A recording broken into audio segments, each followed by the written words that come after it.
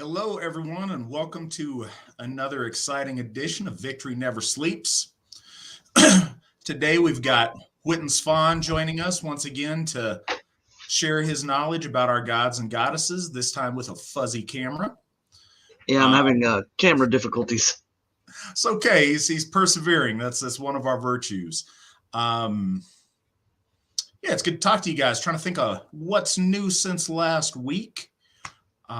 For those of you who are anywhere near the Tennessee area, this weekend there's going to be a small, I say small, it's going to be however many people show up, moot at Sigerheim.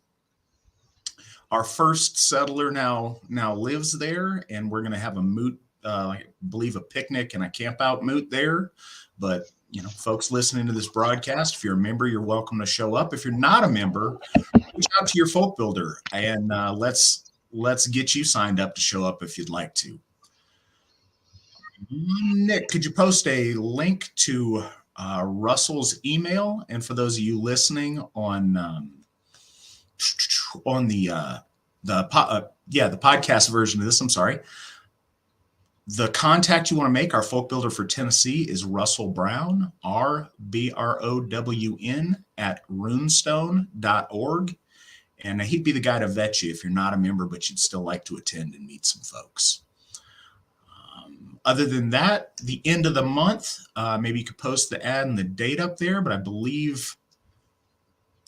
think it's the last weekend of the month, but we'll have it up here. There's Elsie Fest, celebrating the Folk Mother for the third year in a row in Wisconsin, coming up at the end of next month. So that'll be great at the end of May if you can make plans to be there. And if you can, the guy you want to reach out to is James Alt, our folk builder, JAULT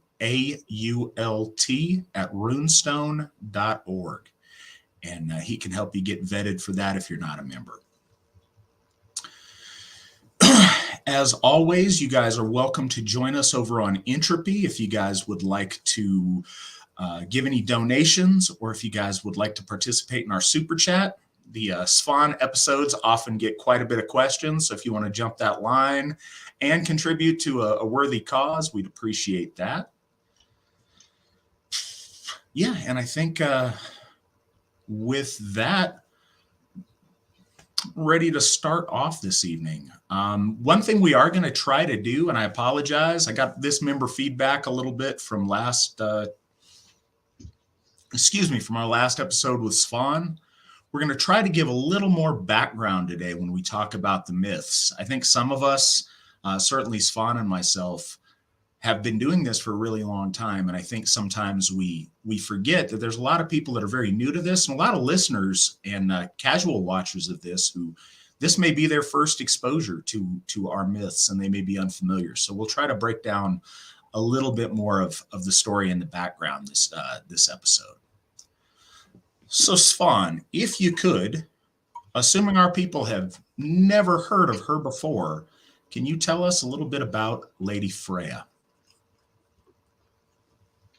Yes, I would say when we talk about the goddesses, there are two major goddesses that are brought up, obviously Frigg, and then there is the enigmatic Freya. Her name means the lady. It is a title, just like Frey means the Lord.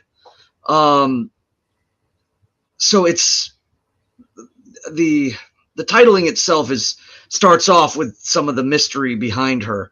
At the same time, she is her dominion, her throne of influence within our world is again hard to pin down.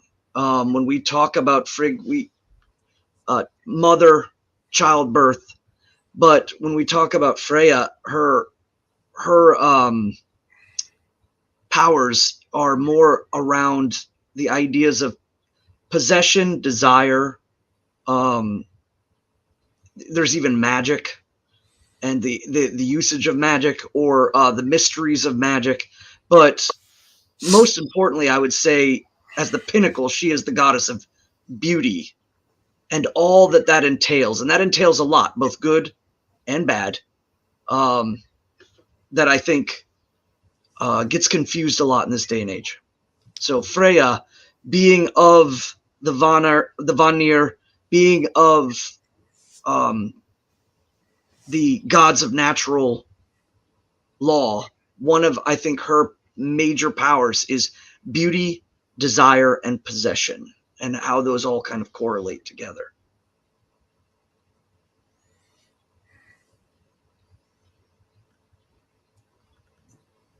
All right. Suppose to add a little bit to that, Freya and her brother Freyr are both originally from the Vanir gods, and are brought into the Aesir after the Aesir Vanir War. They are the son and daughter of Njord, who we did an episode on earlier and who we just had last August dedicated a Hoff to. So that's a little bit on that. And I think it's important that we emphasize that too. We see our gods as one. They're the Aesir, but the stories from the gods that come down to us from the gods, and what we have witnessed, or our ancestors witnessed, was the great conflict between the gods. This is a huge part of our lore, and it's really coming to an understanding that the gods of natural law go head to head with the gods of cosmic order. And this is a very strong tenet in the development of the gods. And it shows that kind of evolution of the gods, if you will, that they were once separate but united, and that the gods live and move and react and do things. We don't see them as just things in a book or things on a page. They are developing and have developed and will continue to develop. And I think that's one of the big things about the war. As we know with most Aryan religions, there's always usually a war in the beginning. Sometimes there's a war in the middle, and there's also a war at the end. This is something that unites, I think, all of the Aryan branches. There's a couple of other things, obviously, like an upper world, middle world, and lower world. And of course, the striker fighting the serpent. These elements show, but it's unique to ours, I think, that show an interesting factor: the gods disagreeing, meeting into conflict, having an issue, and then eventually creating a kind of congruence with each other. And after this, it is clearly seen that our ancestors, especially in the stories, in the prose Eddas, they talk about or drop hints about the Vanir gods being part of the Aesir. The Aesir they're mentioned as Aesir or Aus. So after this conflict, even though it's not quite mentioned, there's a little bit of a hostage program between the two in the stories, in which they both give up two divine heads from either side, and they live amongst each other. But after that, there is some grievances that happen, and there's the story about the Vanir sending one of the gods from the Aesir back, sending his head back. It's a truly interesting story. And then that is when Odin places that god's head on the well of time, the well of memory, excuse me. And so it's a very, very interesting story. But after that, it kind of glosses over and it moves on to other things. And that's where we later on see there's mentions of Frey being the brightest or the best of the Aus or the Aesir. And there's always mention of them. There is an interesting thing, though. Even after all of that, Freyja is mentioned as the Vana Dis. That's one of the references that they title her. Vana, of course, showing her origin, and Dis meaning a twister of fate, or one who brings about fate or luck, or the ability to change the Hamenya or luck of a people, or as in their case with the gods. And so she's referred to as with this might, with this power, and that again lends towards her magic. But I think it's really important that if you're new to Asatru and you're not really familiar with the stories, one of the supplemental things of understanding is that Freyja is, if you're, let's say, without the stories, Freyja is certainly the internalized goddess. She's her overall power, I think, is best seen and known in the internalized and structured feminine, whereas Frigg is the external and structured societal feminine. How she is seen as an equivalency to her husband, how she is seen as a provider and a giver of wisdom and knowledge and blessings and power within the society of the gods. Freyja is more internalized, and I think that she represents kind of the structuring of the feminine before entering into like societal position and oaths, like marriage and wedding and children. In Aryan religiosity, there's a common theme amongst the goddesses. There is a polarity between the cow goddess archetype and the mare goddess archetype. The idea of women in the sense of the domestic role, the societal role, the queen, the lady of the hall, the mother, the wife on the one side with Frigg, and then with Freya, the lover, the unmarried maiden, the woman who's the wild female magical nature is personified in that. And both of those female types are represented by our gods. And I think that's a really important duality. Got some questions lining up, but first I'd like to thank Roland Blake once again. I think just about every week he comes on here and makes a donation to one of our causes, and it's much appreciated. He's really done his part to help out, and we appreciate it a lot. Thank you so much. If anybody's interested, he went. I mentioned that you can do donations through Entropy, but he went off to our donate link on our website and donates that way. And that's where we put all of our different causes that you can donate to. It has links for each of our different Hoffs, any of our folk services projects going on right now. If we have any members who are in need or going through a struggle, we also have donations for our efforts to help feed folks in South Africa. And if people want to donate towards our homeschooling program, the Asatru Academy, that's there.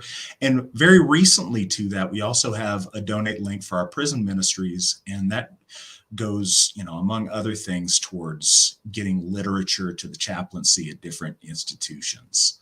So we've got those things going on there. Sarah asks, can you tell us about Folkvangr? Svan, can you tell us about Folkvangr? Yes, Folkvangr is, I would say, more akin to, or in equivalency to, if you were to think of it, it's like Gladsheim with Odin. So you have Odin and his domain in the heavens in Idavol is Gladsheim, and inside Gladsheim is Valhall. And then in with Freyja, it's seen as this realm is Folkvangr, or the field of the folk, or the place, the folk in which the field gather. I mean, with the field in which the folk gather. And the hall is Sesrumnir. Sesrumnir is the hall of residing. So Folkvangr is often, I think that's often confused. Folk think of it as a hall. And it's interesting because this really, it comes from, especially in notoriety, is the mentioning of Freyja being able to take on her choice of the dead.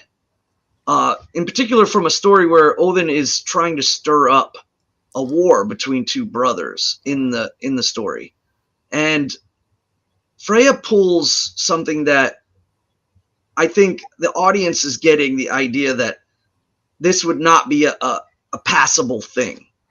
So the intention of the story is to show that Odin is a lord of war. He is the crucible of the soul in war is very important to him, and it helps in his choosing of the Einherjar.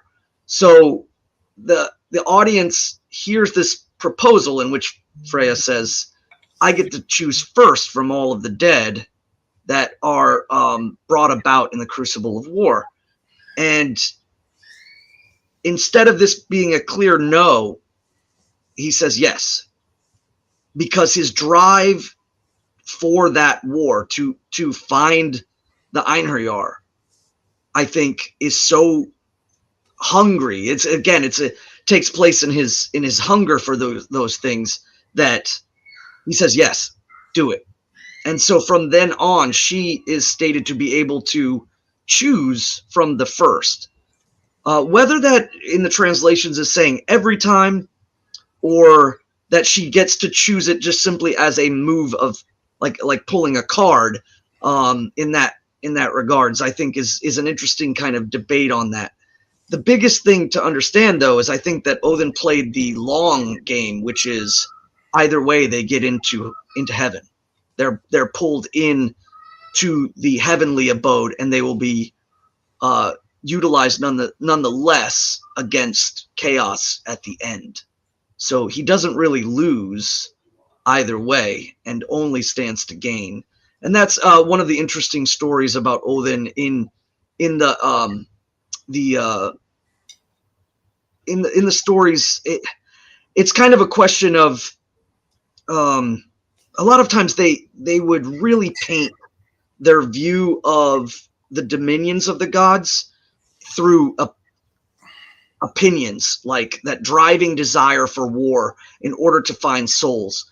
So whether there was an actual war between two brothers, it's unknown. There's not really any definitive cases where this was, like linked to a specific battle at a specific time. But the stories of Odin connected to battles and who will win them and what souls he can gain from them. There are numerous stories like that, and this one is just interesting because kind of in a almost like a rivaled sense, you see the enigmatic essence of Freyja. But it's worth noting that Freyja was mentioned as one of the Valkyria, which is Valkyrie. The Valkyria are, again, anointers or choosers of those that the crucible, that they partake in the crucible, and that Odin points out. So in essence, this could be viewed as like she's already there, and that she gets to choose, and still assumed that he would say no. And he said, no, do it, make it happen. So I think that's a very interesting story, just in that regards. So yes, Folkvangr is often, when they go, they go there, they go to that realm, just like the Einherjar go into Gladsheim, and then they cross over the river Thund and enter into Valhall. So, all right. So first, Ronald, I'm sorry. So for anybody listening, I had an embarrassing dyslexia moment where I decided to call Ronald Roland, and I'm a little bit embarrassed, and I apologize, especially somebody who's been so generous to us. I'm sorry about that. That's dumb on my part. Timmy asks our next question. Freya is known as a female war goddess, as head of the Valkyries, and oversees Folkvangr. On the other hand, her brother Freyr is not usually seen in a martial context as keeper of the frith and peace, only under threat of extreme violence. And at Ragnarok, he defeats the physical embodiment of chaos with a stag's horn. Can we not see him having high martial prowess as well? Yes, I wouldn't say that like Freyr is a lord of pacifism, by no means. He's even referred to as Bailey's killer, or Bailey's he ended Bailey. It's not really referenced as to who Bailey is, except perhaps in another story. And that's an interesting point with Freyja as well, and a lot of the information we get about Freyja. But it said that he struck him with his bare hand and killed him. And that's all that's mentioned of that story. And it could quite possibly have been lost, or never able to be compiled. But yes, Freyr as a lord of peace, most certainly. And when you think about some of the things like the avatar of his mobility is Gulenbursti. Gulenbursti is golden bristled, and so prosperity and wealth and power. Whereas it's mentioned that, in another story in Hindluljóð, it's mentioned that Freyja rides Hildasvin, which is another again the boar symbology there of their vehicles, but this one is the battle swine. So there's clearly some connections there, to her, being close to agitation, desire. I think ultimately to her, when I talk about wealth and the possession of goods and wealth through war, through conquest, I think there is a lot of that connectivity of Freyja being the goddess of bounty, oftentimes by what you gain through conquest. I think something else to remember is as well, the tales of our gods and goddesses come down to us from a very specific time period in history. And during that time period, there was a lot of warfare going on. So I think it was taken for granted. It was a given. If you were an able-bodied man, you were a warrior when you needed to be a warrior. But I don't think that's the whole of our ancestors' existence. And I think that what gets written about and celebrated so often is great feats of heroism, which are very often seen on the battlefield. But I don't think that that's the life that most of our ancestors desired all the time. That was simply what was required in that time. I think the idea of striving for bountiful fields and, your sons living to adulthood and your people living with prosperity and greatness was also celebrated, and also something that our people genuinely looked forward to and enjoyed. Certainly, Lord Freyr has, martial prowess, and we see that, and we see him go to battle and participate in battle.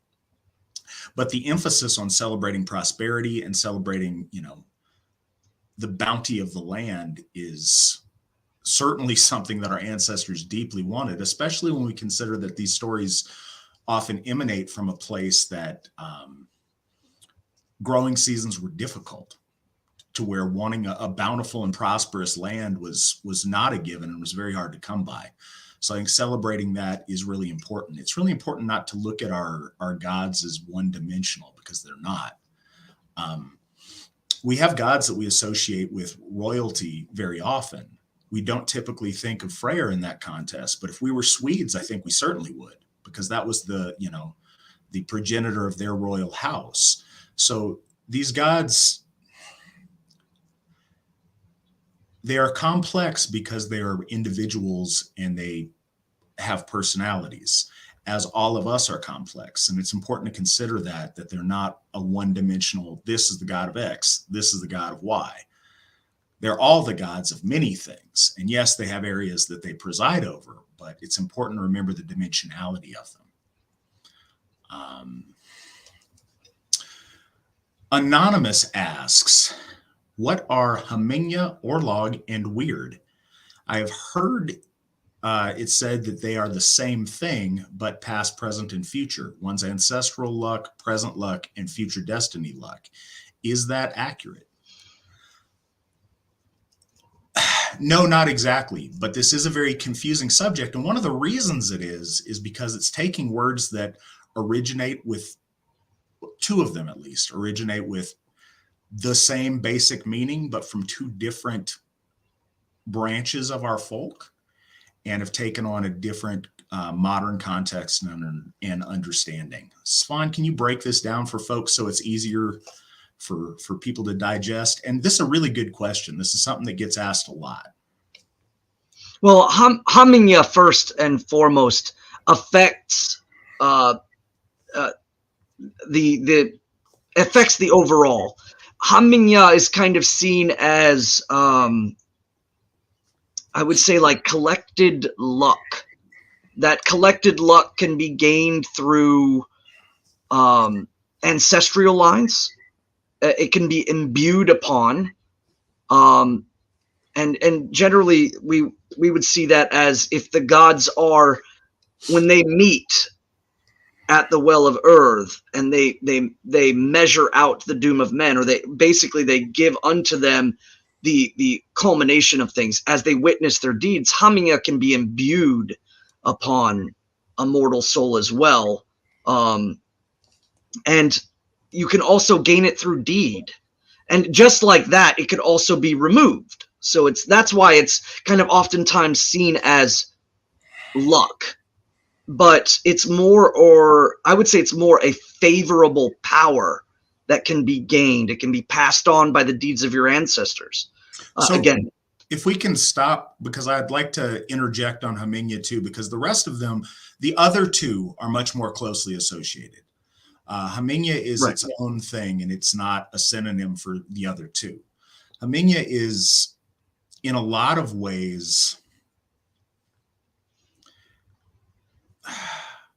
so it's, in the world around us, luck isn't always seen as a commodity. But to our ancestors, luck was seen as very fluid. It was something you could spend or you could bestow. So one thing that we're careful about in the Asatru Folk Assembly is wishing someone luck. To wish someone luck isn't, hey, I hope you're lucky. It is to bestow a piece of my luck onto you by wishing you luck. So I only want to do that with people that I'm willing to spend some of my luck on. And so, not that you can't generate more, but it's a finite, it's a resource that has a quantity to it. And with Hamenya, an item can develop Hamenya, a sword or a ritual item or a relic. A group of people has a group Hamenya. The AFA as a whole has a group Hamenya. When we gather together in Sumbul, that group that sits in that Sumbul has a Hamenya that's strengthened or weakened depending upon the words spoken in Sumbul.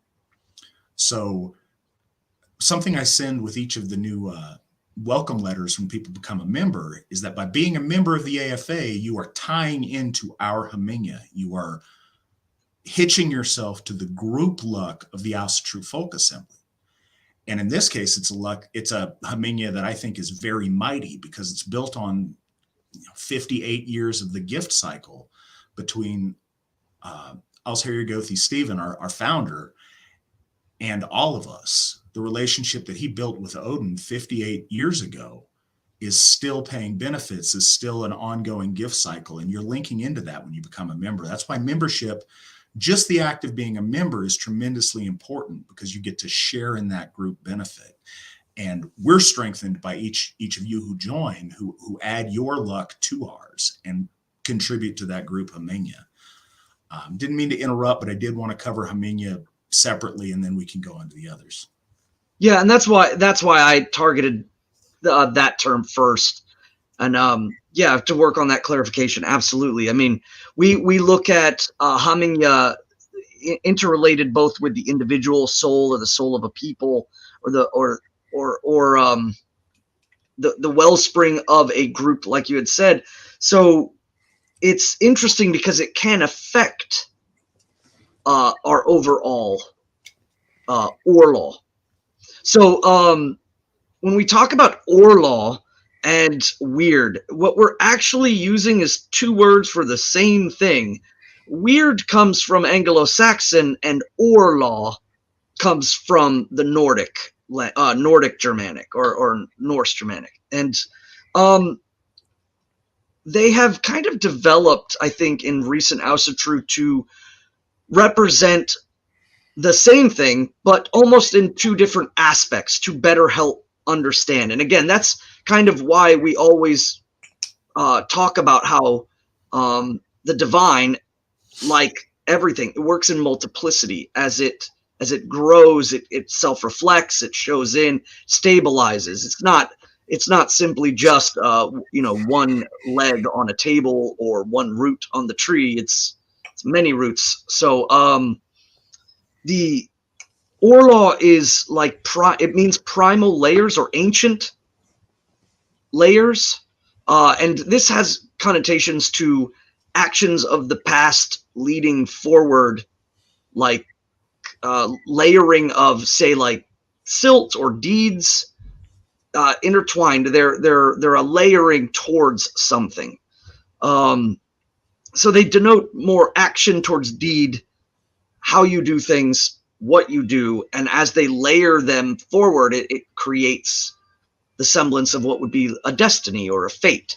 It's not to say that everybody in Asatru is a fatalist, but there are people who are. It seems to be a philosophical point of view that I don't think it's necessarily bad. It's just some people see it as, well, our deeds are going, and so we must, move forward to meet them. And glory is, already set. The problem with that is, again, too, is that some people could take that to doom. It doesn't matter if we're doomed. And so that's why fatalism kind of has, it's that caveat. Whereas in reality, Orlog kind of represents deed, and deed meaning the ability to change or move the layer forward in a different direction. So there is a connotation of both. Are we determined by the deeds that came before us, and can we change them with our deeds now? And that is a huge, I think, philosophical or theosophical idea that's tossed around in Asatru. But when we talk about Wyrd comes from the Anglo-Saxons, and it also too means fate or the interconnectedness of all of our deeds.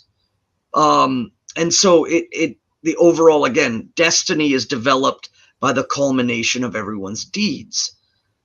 So as Asatru has kind of developed, Wyrd and Orlog kind of take on different meanings. One meaning kind of the overall destiny, and one meaning kind of correlated more towards the individual. So I think one way that I look at it is that Orlog is the starting point. Orlog is the hand that you are dealt.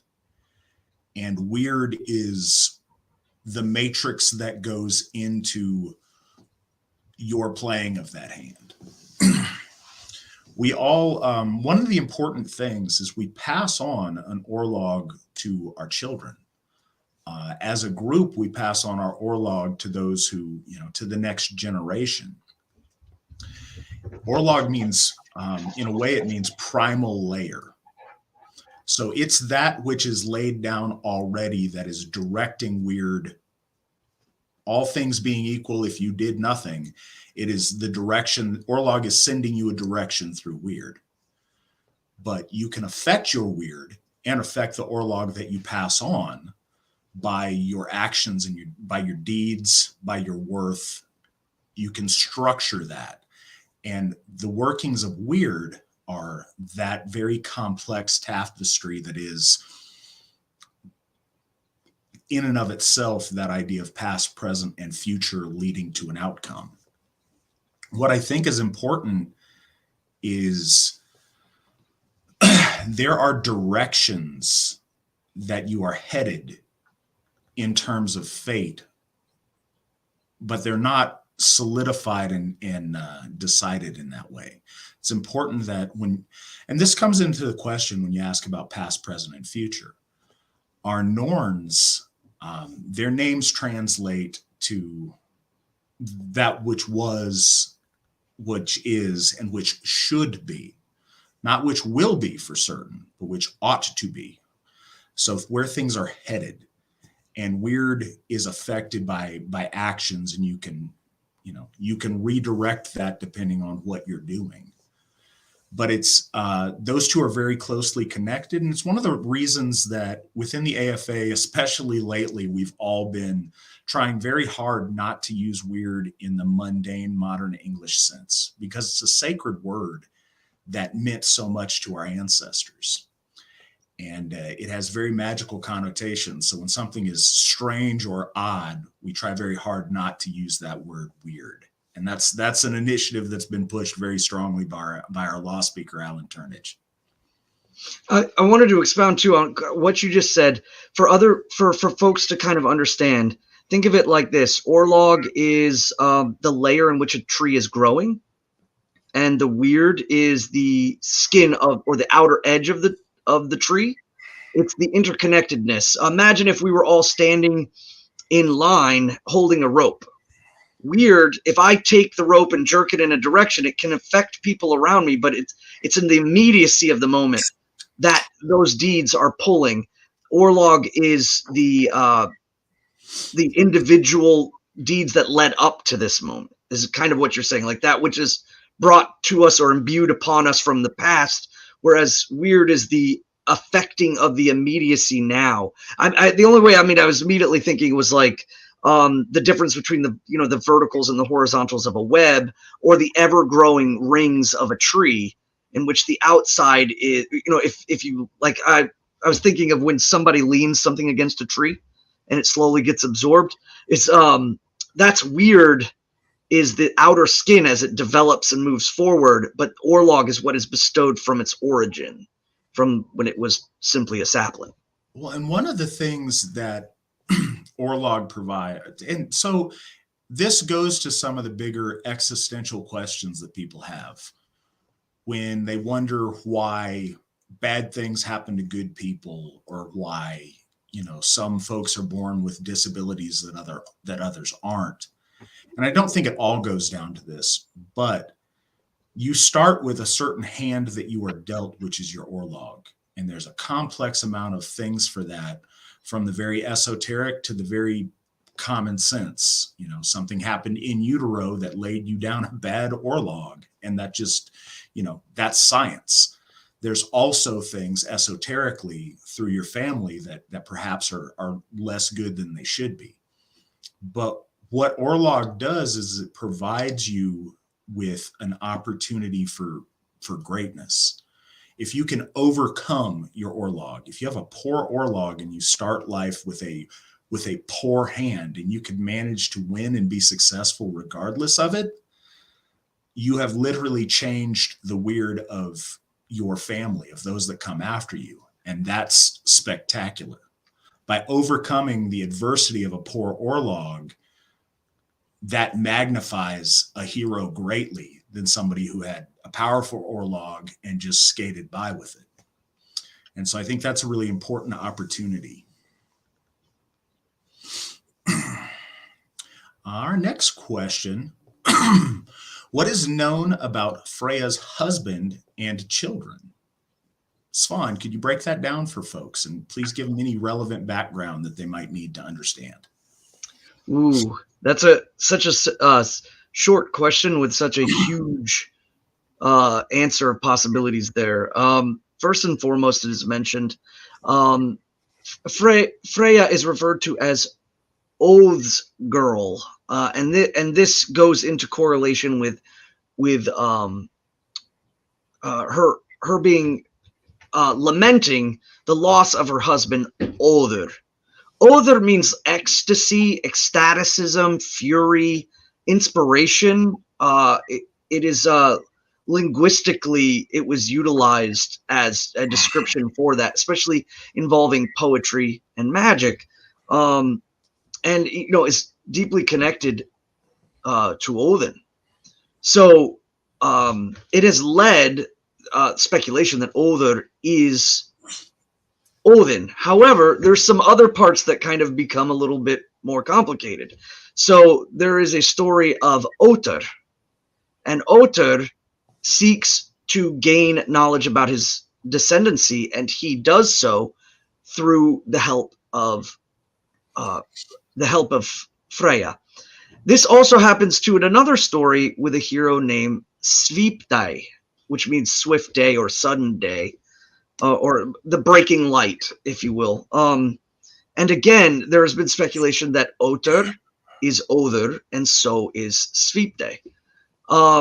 So this doesn't aid in that mystery.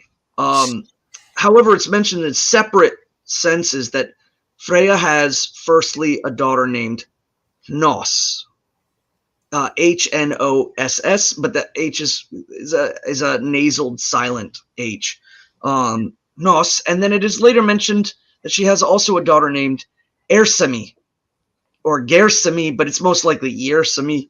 The G is most likely silent or soft. And both of their names mean shining or precious ones, or precious shining ones, glinting and kind of, again, connected to beauty and the desirous nature of wealth and the facetness of art, or that which is art. And so, Oler, again, it's mentioned that she laments and weeps tears of gold, and that Oler is wandering the earth, never to be found by her. And this brings up a lot of interesting questions. Again, the speculation on whether Otter and Svipde are Other, and Other is a physical human, or an avatar of a god, or an avatar placed in a sense of, like, I guess, disillusion, or the idea that ultimately, because he's lost, it's kind of seen as a polarization from Odin. Odin loses himself and returns. Other seeks but does not return. He does not gain the gifts of the travel or of the expanse. And so there's a lot of mystery as to exactly Other's place, other than he is seen as lost and dissipated from Freyja, and she laments it. But what is gained from that is the precious or the shining ones of her children.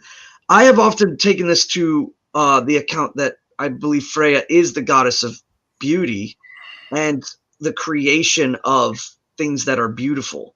And so the longing for Other in his divine state of being dissipated is much akin to, like, the mead of poetry that was placed from Odin.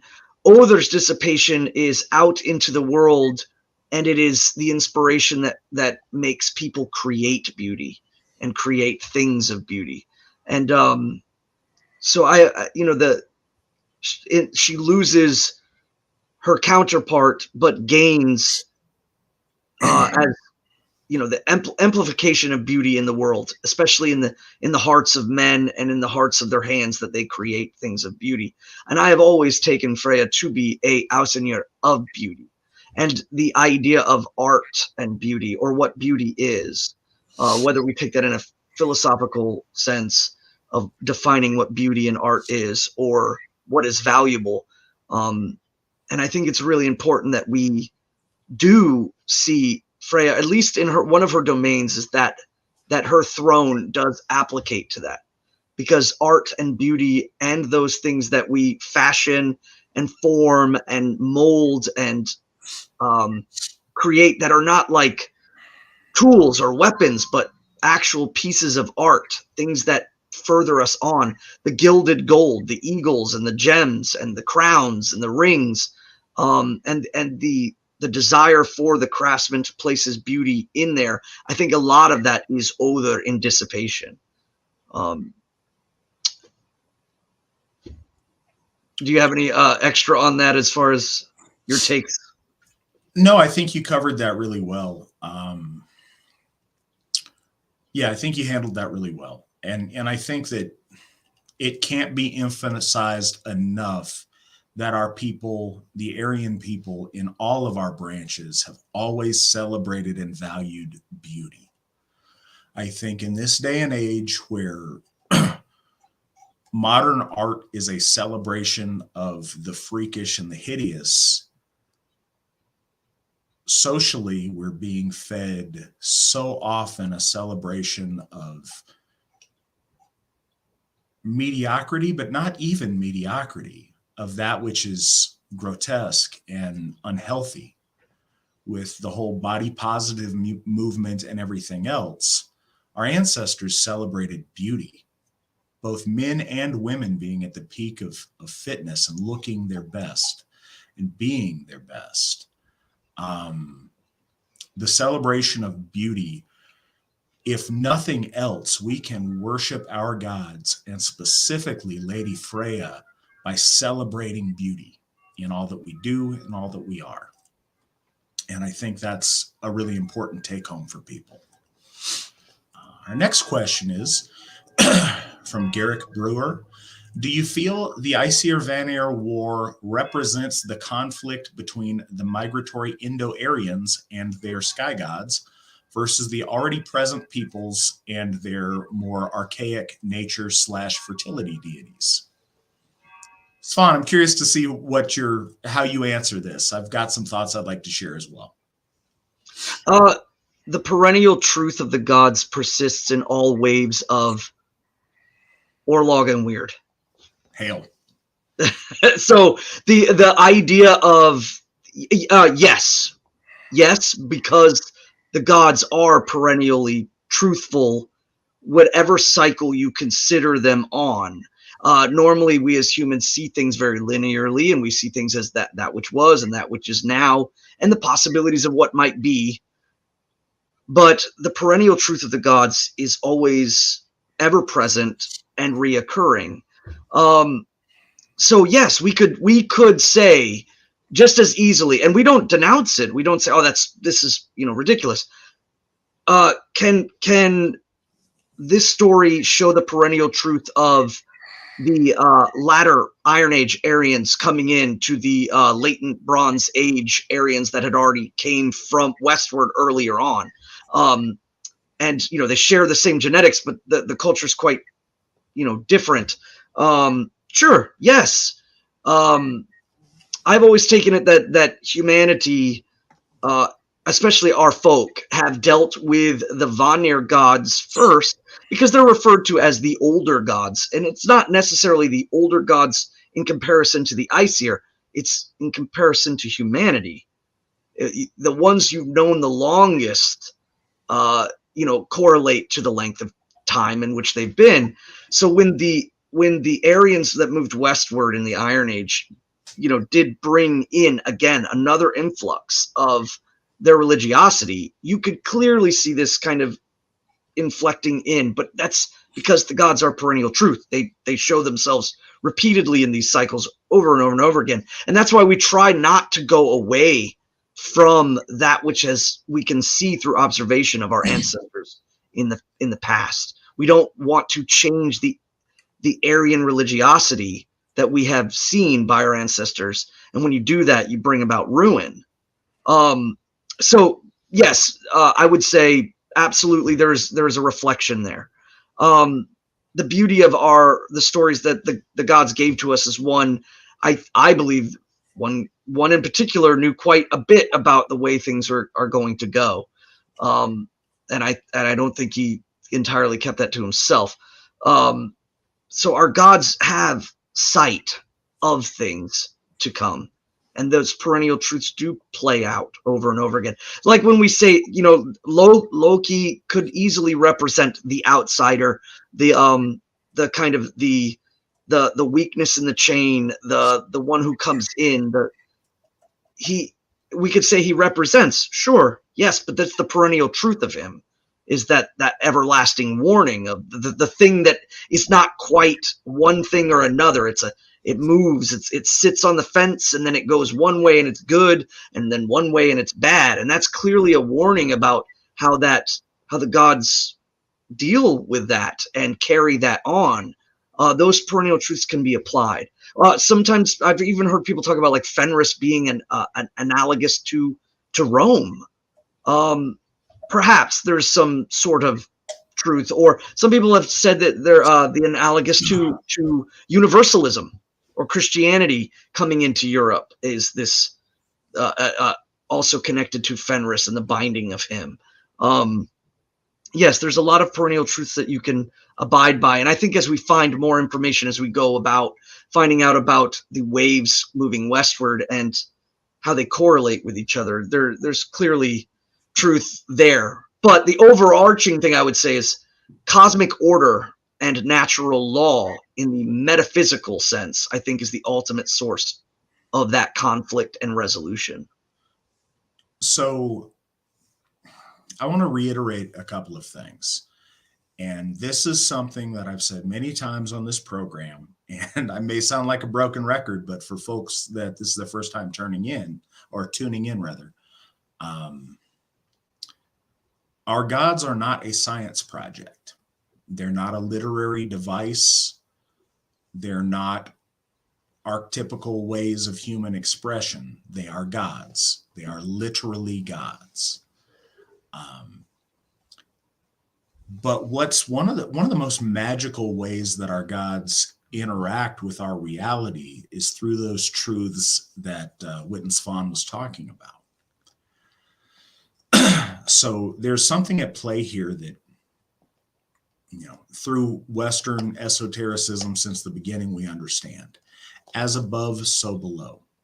The relationships and the things that we see amongst our gods are reflected in things that we see in our lives and in the history of human experience. But it's important to remember, as above, so below, not as below, so above. The directionality of that is very important. When we see and learn truth, we can apply it to situations that are similar. That's valid and good to do. But the stories of our gods aren't us projecting our life experience on the divine. They're the divine projecting truth through us. And there's an important distinction there that it's necessary to remember. Our relationship with our gods isn't an academic endeavor. Academics helps us to understand them better, certainly. But our gods, we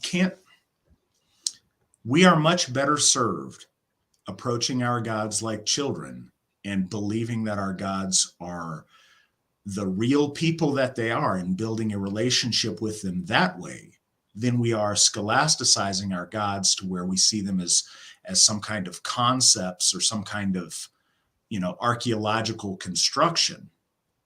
Ideally, we're mature enough to do both and have the history, the archaeology, the lore inform us to better build a relationship with our gods. But if we could either have a loving, gift exchanging, interpersonal relationship with our gods, or be experts on migrations of ancient peoples, we are much better served having a kinship and a relationship with our gods.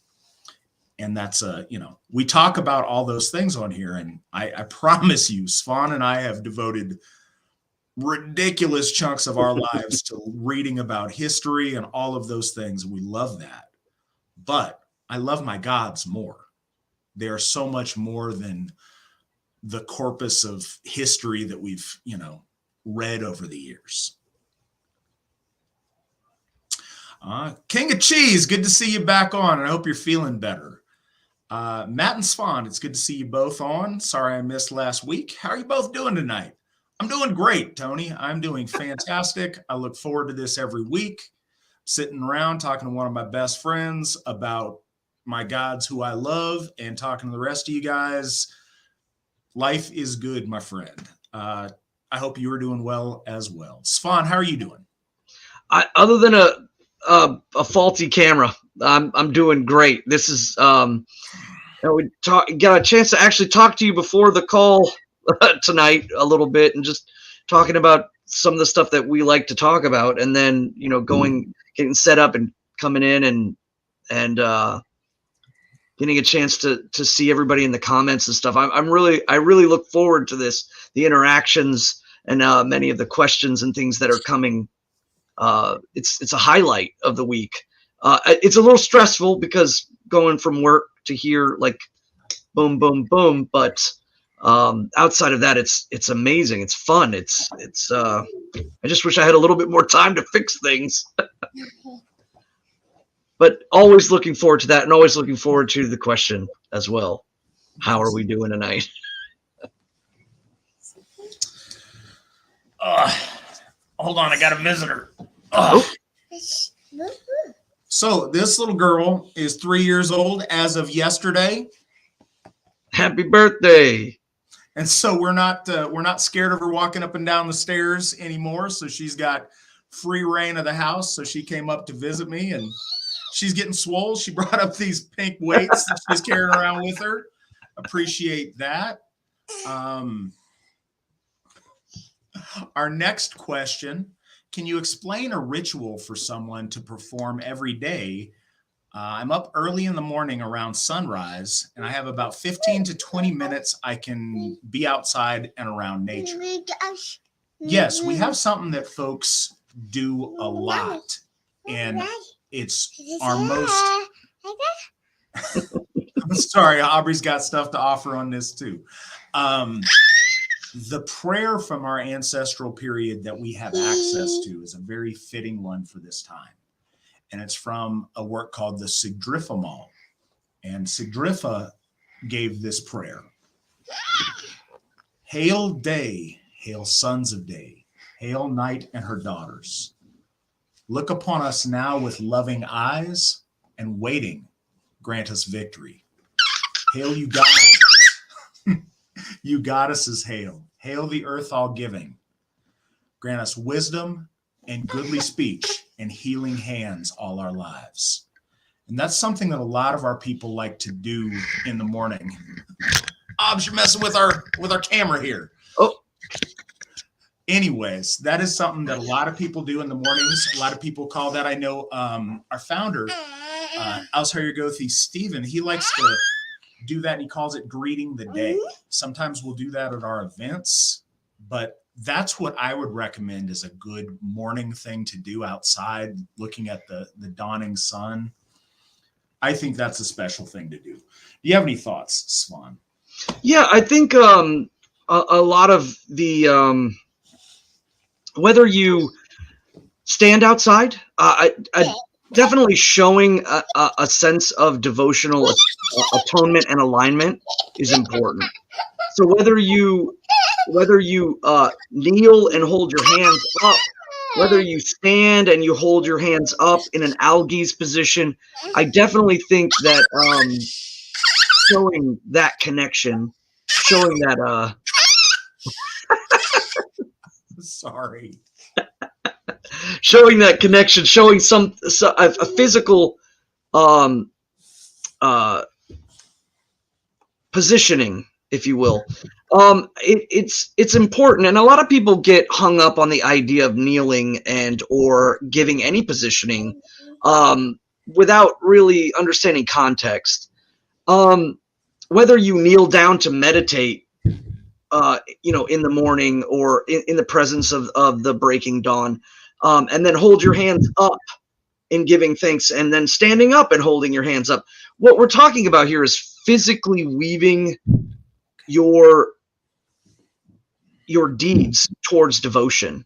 And a lot of people, again, because we have some people that kind of come over from universalistic religions like like Christianity, or you can see it with Islam too, and things like that. They view this this posturing as supplication, but it's something that we should consider when we kneel down to meditate. We're kneeling down to ourselves. We're sitting down to ourselves. That it seems kind of strange. Like if I'll only kneel if I meditate to myself, but I won't, contemplate and think about the gods while kneeling down. It becomes kind of ridiculous. But the way to look at it is, when you think about it, you're not in supplication. A lot of the movement of prayer, whether kneeling on one knee or two knees or standing up and giving a salute, these are all measures. I always think of it kind of like when I was in the military, because that's how I equate a lot of things.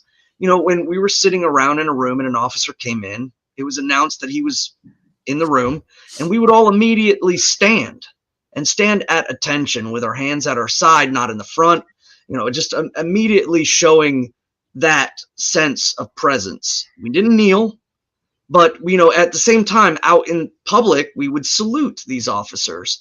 And these are important aspects of giving physical denotion of hierarchy. The only difference is that I wasn't devoted to my officers like I was to my gods. So I would gladly give devotion to the gods, looking at the equivalency of things, I guess, culturally or what have you. So, for instance, at Thorshof, a lot of times when people come in, they place their hands up into an algies rune, which is the rune that's 3 up on a stem.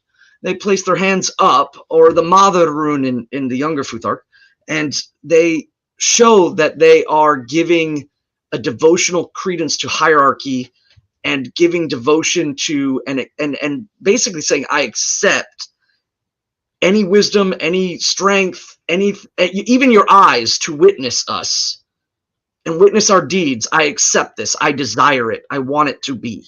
So I would say my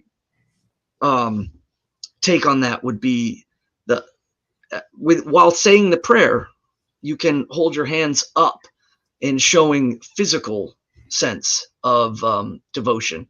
And this, again, when you do something, we know this, like when you smile, you feel happy. It's a part of our body. It's a part of the way we do things.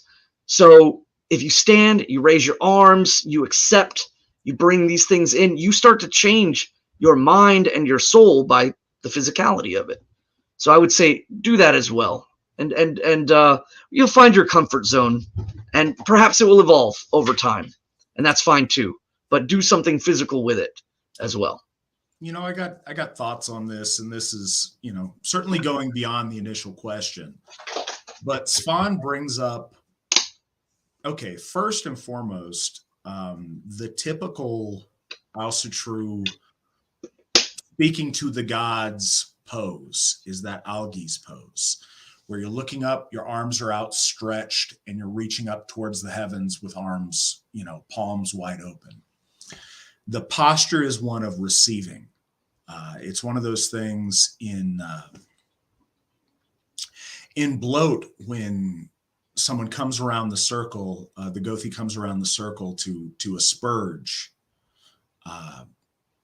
It's one of the things, and in our bloats, sometimes you'll drink from the horn if it's a smaller number of people, but if it's a large number of people, someone will asperge, which means they'll take an evergreen sprig usually and dip it into the mead that's been blessed, and to distribute the blessings of the gods, they'll splash that mead upon the participants.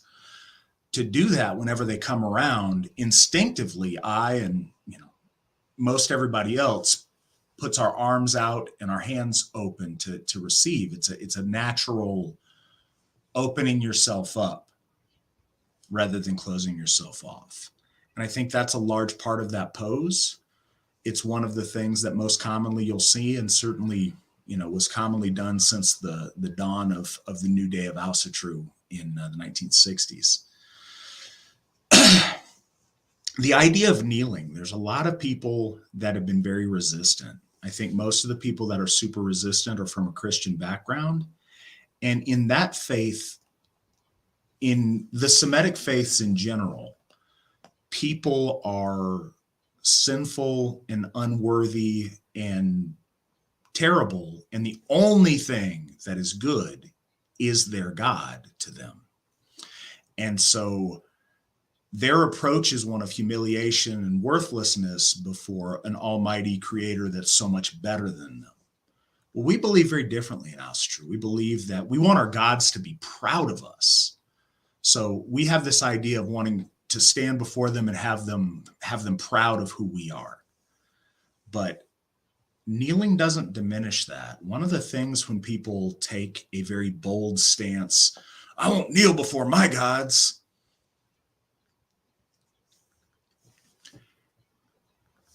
When people say that, I most often question whether they truly believe in their gods. These same people, when they're in a courtroom and someone says, all rise, the honorable so-and-so presiding, they will stand.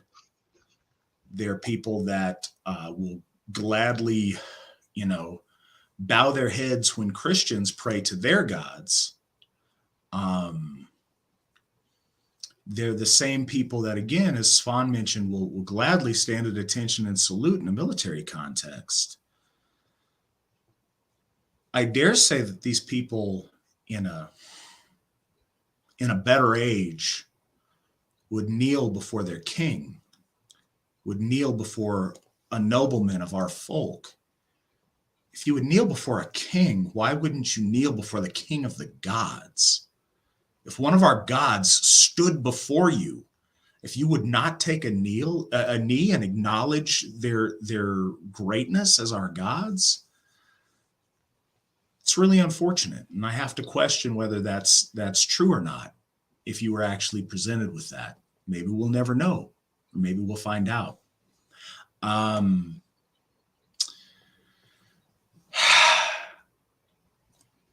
The question arises, if you wouldn't, are our gods not worthy of your devotion and of your acknowledging their headship and their superiority? The word worship comes in our tongue from the word worth. To apply worth to something or to someone is worthship that evolved to the modern English worship. Showing our gods they are worthy of our devotion is the very essence of what worship means. And our gods celebrate the hero. They don't celebrate the weak slaves. They celebrate the heroes and the kings. But even our heroes and our kings would gladly take a knee before our gods, would gladly stand in Odin's army and follow his commands into battle. And I think that's important in self-reflection that we acknowledge that. Yeah, there seems to be like a cultivated idea that, and I wonder oftentimes if the value of the hubris in the faulty of that logic is cultivated for a reason. Like maybe it's like a kind of like an atheistic Ubermensch mindset, or if it's like also maybe some like I don't know, like left leaning in the ideologies of things and religion and stuff like that, where it's cultivated to have this kind of idea, and it terrifies, I think, a lot of folks when they suddenly realize that the faith that we have in our gods is beyond just chest beating and screaming. There is a deep devotional presence of devotion towards the gods that starts to supersede into levels of truly deep power, and that I think scares people a lot as well. And so they'll throw jibes and say, "Oh, it's Christianity, or they're acting like this, or they're doing like that." And I often wonder to what degree that they're supporting this, other than perhaps at the benefit of others that want to see it where it's never taken truly. So our folk, again, our founder, Alsheri Gothi Stephen, has always said that our folk suffer from a soul sickness. And like many indigenous faiths, the role of our Gothar is as healers in a way, to heal our folk and to heal the soul. And to fix that soul sickness, these are some of the ways it displays itself. You've got to be able to have both. Svan talks about screaming and chest beating. I tell you what, if you've been to one of my Odin's bloats, I lose my voice. I can't speak the next day. I can do that with the best of them, but my worship's not limited to that. If you can't worship in quiet and in whispered reverence, if you don't have that depth of your worship between all of that, then you're not really worshiping our gods with your whole self, I think. And that's something to contemplate. If you only have one mode and the only thing you can do is go out and yell, then maybe that means there's something that needs to be worked on. I do think that, like I mentioned, the opening ourselves to ritual, the opening our body posture, all of that is symbolic of opening our hearts and opening our minds. And maybe if you can't do that, maybe that speaks to something within you that makes you resistant to opening yourselves to our gods. And if that's the case, then, there's no shame in that. We all start from where we start, but maybe that's a place that needs work and attention. Our next question is Freya's chariot drawn by cats or bears? I've read somewhere about the cats actually being bears, but what do you think? By cats, but I'm really curious where you read about it being drawn by bears. That's fascinating, and I've never run into that. Svan, have you ever heard of that? Not bears, but wolverines. The speculation on what, we know that our Nordic ancestors, cats were given, as gifts to households. They were cultivated. They had great use in keeping, vermin down, and they were prized as a pet of beauty in the way they moved, in the way they acted, in the way they showed their love. And I think it's a kind of, again, a nodding towards desire in the idea, always desire to pet them, but sometimes they just don't. But I would say I read somewhere in which they were talking about the usage of the word in application to other things. So for instance, when the early settlers were coming to America, they mentioned the skunk as a polecat. And so utilizing the word cat in reference to other creatures of the same kind of shape, if you will, is kind of similar to how the word deer in Anglo-Saxon used to apply to multiple beasts. It wasn't just a hart or a heart. It applied to many. And so over time it evolved. So someone, I cannot recall who, and I don't know if it was even written or if it was on the internet. Take that for what that is. But someone had speculated the usage of the transfer of that word in application to something, but skunks don't live in Europe. So the immediacy towards that was towards the wolverine. And in the Nordic language, a wolverine is called a jarvi, which means a consumer, an eater.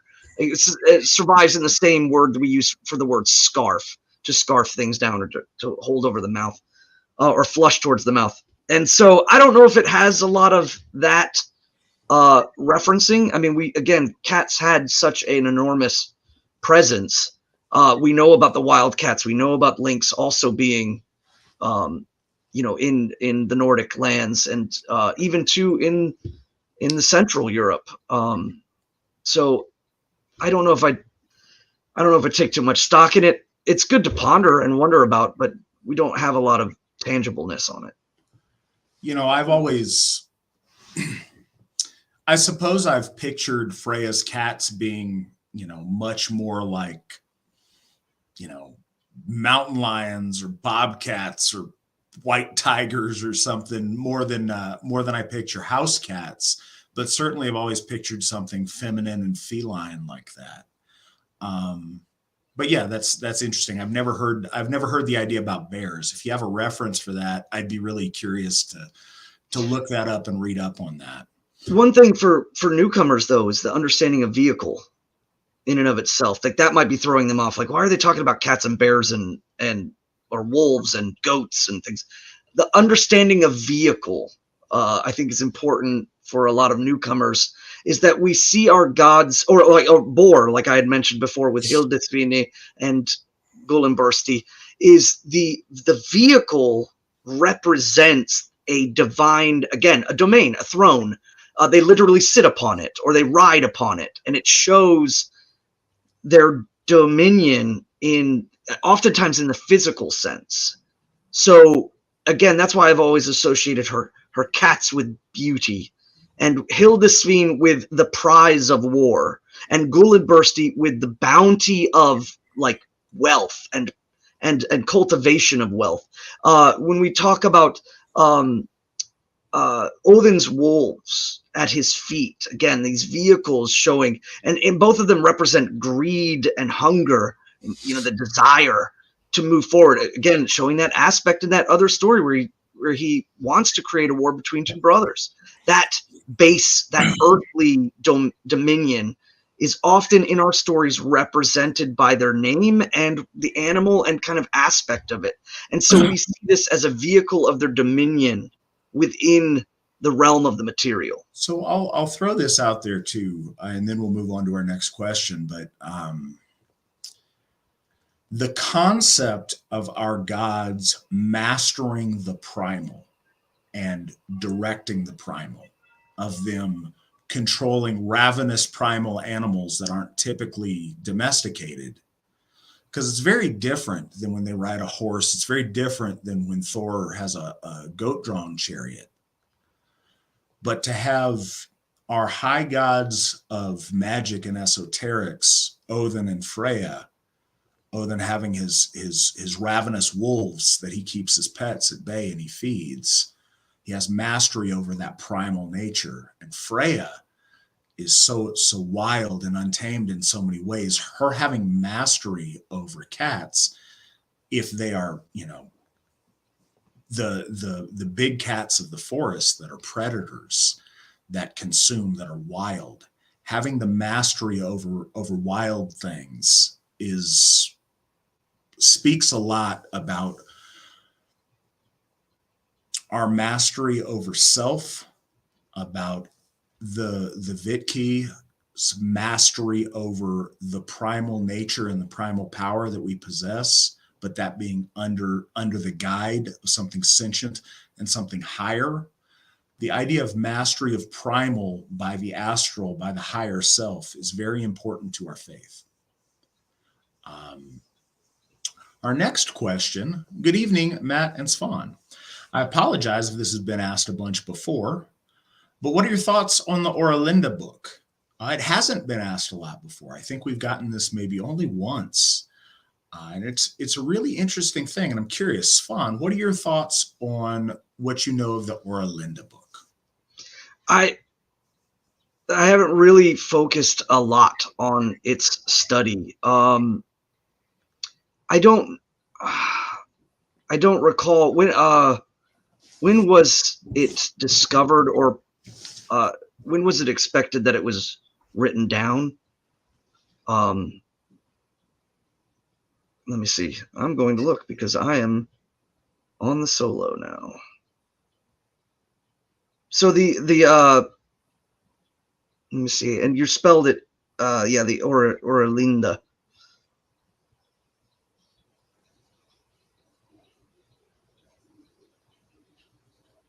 Yes, the Frisian. So when we're looking at this here too, we're talking about is it speculated that it dates back, its subjects are all the way back to 803, the year 800 or the 800s? See, I don't have I don't have a lot on this because of the speculation of its origins. Again, the Frisians have had a huge amount of connections to the past, especially when we talk about the laws that were set about by when we spoke about Lord Forseti and the correlation to the Frisians and their dealings with the onslaught of Charlemagne and Christianity and the survivability of their faith. So we have an understanding that the Frisians held on to a great amount of lore and knowledge, but to my knowledge, it hasn't tangibly surfaced in anything without having huge question marks built around it, if you will. And perhaps because most of the law, like the Icelanders, they had it memorized. So again, there's the transference from the memorization to written word that again has a ton of question marks around it. And all right, Svan, you have you have short-circuited my well-timed bathroom break. Oera Linda book is controversial, and one of the reasons for it is it doesn't, the bits that I am familiar with, and I believe there was an English translation released recently that I would like to read up on and know more about. It is incongruent, or I believe, as far as I know of it, is incongruent with the other body of Aryan mythos. So I don't necessarily claim that it's a forgery. I'm not sure. I know there's a lot of theories as to the authenticity of it or not. Is it ancient? I don't know. Is it old? Certainly it's old.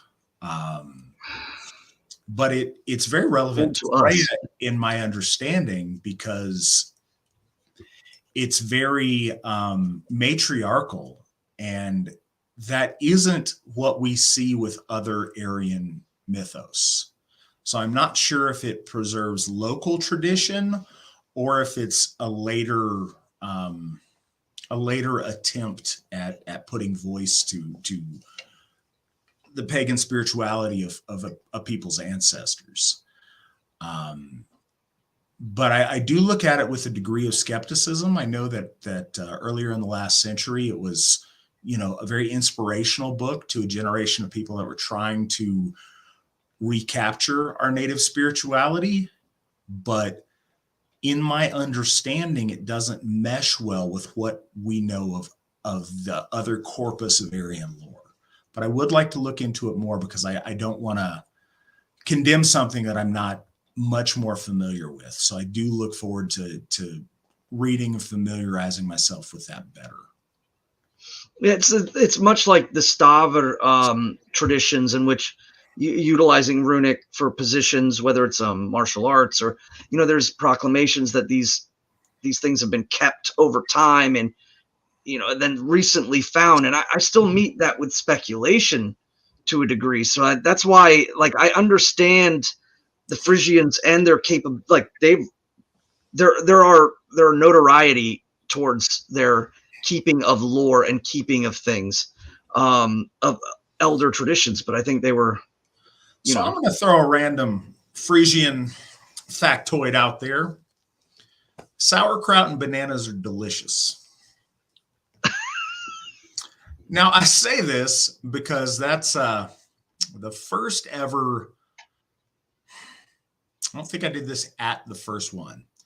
The first ever Asatru thing that I celebrated was King Radbod's Day of Remembrance. And he was a king of the Frisians. So one of the things I did with our Day of Remembrance when I was first starting out, and I do sometimes now, depending, is try to make an ethnic food from the area that hero was from. So I was looking up, recipes from Freyja. And something that I came up with, I don't think they had bananas in the archaic period, but in the modern day, or, sometime in last century or something, apparently bananas were popular there. There is basically a cottage pie. You make a cottage pie, but you have a layer of sauerkraut and a layer of bananas. Sounds strange. I promise you it is delicious. And if you've ever tried it, you will know that it's awesome. It is, no, seriously. The sweet and the sour balance each other. It is delicious. I encourage everybody. It's got a Dutch name that means sauerkraut and bananas. Look it up. It's good. You should try it. You are welcome. Next question, hail from Wisconsin. A three-parter here. Is there a god most closely associated with Hamenya? Is Hamenya the same as Folksoul? And lastly, how can we see Freya in association with Hamenya? Go ahead and take a swing at this, Svan. All right. So first and foremost, Hamenya, again, the component, as we explained earlier, it can applicate to yourself, as in your soul. It can applicate to your family, your lineage. It can be given in application to your folk, your people. However, that those groupings are made, I think when you step outside of yourself, it's about unity of Hamenya and those correlative things. Your luck grows, your might grows, and I'll use the word luck and might, in correlation with each other. It's kind of like, imagine if it could be a culmination of in a karmic sense, where right action builds up might, builds up power, and over time it can bestow upon you this elevated sense as you kind of become more aware, and it can come from the gods as well. So when we talk about Hamenya, really one of the things that I think kind of correlates to some of the previous questions is about the gods. When we show them devotional movement, when we give to posture and showing that we accept them and give worth to them, and or they are worth to us, and we see ourselves as ready to deem like they are worthy in our lives, and we deem them worthy in our lives, and we're willing to give ourselves to that. One of the things that I think a lot of people don't realize is that the gods are, unlike the gods are watching, if you will. The gods do watch us through the well of earth, the base, the tree in heaven. As it is stated, they go and they travel out of Idavol, out of the realm of Ausgard into the heaven, and they look down into the well of earth, and they mete out that doom. So they do watch us. We want to be seen by our deeds. We want to be measured by our deeds. We want to be witnessed. We see that again with Odin, the crucible of the soul, in war and in great feats of danger and moments of high, extremely high stress, or again, just when all things are culminating into a vicious storm. That is when Odin witnesses us, sees us, and acts upon that. So Hamenya is kind of correlated to many gods. It's we see this with, again, clearly with Odin. But if you were talking about Freya, if you read in the stories of Otter or Sveipdag as it's spelled, we see Freya is going to great lengths to show their descendancy, to show that where they come from, and they learn as they become more powerful as they learn their lineage. And so in this case, she's kind of, again, raising the Hamenya of Otar and of Sveipdag. As they learn these things, they become more powerful, they become more fitting of their destiny. And so, again, yes, there is correlation, I would say, to her, but I would say this applies to many of our Aesir, as they do witness us and bestow upon us perhaps benefit or worthiness of our deeds, and that we are rewarded or we are declined by are acts of cravenness or things that are not noble. And so a direct god specifically, I would say no, but all the gods, yes. Okay. Is Hamenya the same as folk soul? Yes. Yes, it can apply to that. I think, again, when we talk about the group, the collective soul, but it's a component of it. It's not the entirety of it. The Hamenya is a might that can be built up. As, for instance, our cyclic devotions to the gods, our devotionals over many, many years have built a Hamenya that we gain insight or understanding or boon, benefit, as we continue to lead ourselves for noble action towards the correct path that we believe the gods are watching us and then imbuing upon us. Hamenya. And does this affect the folk soul? I would say yes. But is it the entirety of it? No. It is certainly one of the things that connects the individual soul of the soul. And we'll actually probably be talking. We are going to have a Victory Never Sleeps on the Soul, correct? Aesir, in the future, yeah, covering the soul. That's our next episode. Right. You're in my next episode together. Right. So the individual soul, the soul, as a component with many pieces, is seen as well as being a component of many pieces that would make the folk soul. And what unites them and kind of holds them together, one huge component of that is Hamenya. And so the actions of your kin, the actions of, if someone detracts from the Hamenya of your folk soul, or the folk in the living sense, even the folk soul and the might that's present in the living now, also has power and effect.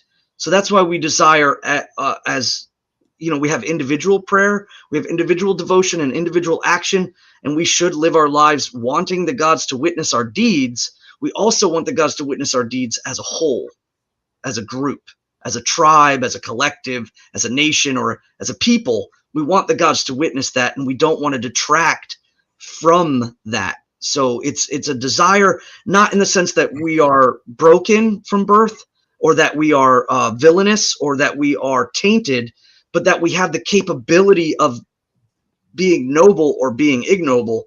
And so we want to be noble, not simply just for our own soul, but the overall soul of our people. And when we go against that, we bring detriment on our folk. And so we see a lot of our elevation forward and upward is not just individually based. It's not based on some set of rules that you have with a specific god or goddess or the gods themselves. No, there's multiple layers to this. You want your ancestors to witness you, and you not to bring foul name to them, bring honor to them. You want your folk to see you and have the frith and the honor and the might and the Hamenya of your folk in the living middle to be elevated, and you want the gods to witness both. All right. So Svan, how is Freya specifically related to Hamenya? Again, I made reference to the lore and about her anointment of power upon Svipte or Otar. But let's look outside of the lore in and of itself. The, I guess, personal faith that I have in contemplating these things is that Freya is a Dis. A Dis is a divine titling power that bestows upon or has the ability to funnel or give luck, give Hamenya, give might in that sense. And so she, I think, as if we preside by guidance, we seek to be witnessed, then it can be bestowed upon us benefit, boon, might, bounty, these elements that are within her throne are kind of, again, testaments to your Hamenya being elevated and changed. Likewise, if you go and detract away and do ignoble things or things in opposition to yourself, to your family, to your folk, to your people, then you are then also detracted away. So that's how I would directly correlate it. And again, we have lots of evidence of this. And it's very tangible amongst the gods, whether we're talking about Thor or Odin, but also too with Freyja, Otur, having a pile of stones dedicated to her, where he goes there and prays to her and gains Hamenya and benefit, boon, from her. But this again is I think more about the nature of the gods themselves and their ability to affect your Hamenya overall. All right. So first, over in the side, Nick posted the recipe for the sauerkraut and bananas. That is the OG original recipe that I used, like, I don't know, almost 20 years ago, I think, at this point. That is the origination. Please feel free to get funky with it and make it work. But that's the one I started from. It's delicious. The nutmeg adds to it. It's awesome. You should try it. Also, Sterling, are you going to join us at Elsie Fest? I see you're in Wisconsin. I would love to have you join us there. It'd be cool if you figured that out. Is there a god most closely associated with Hamenya?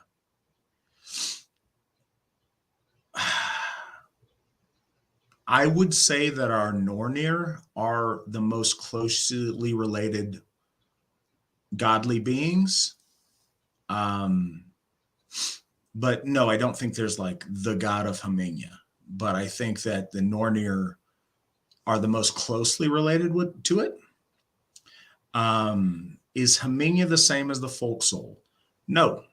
Hamenya is specific to a group. Our race has a Hamenya, but the folk soul is much, much more than that. Is the folk's Hamenya part of the folk soul? Certainly, just as your Hamenya is part of your soul. But the folk soul is a much bigger collective of the experiences and emotions and history of our people that's inherent in our blood.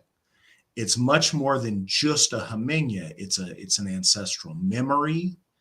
It's a inherited genetic traits. It's so much more than just Hamenya.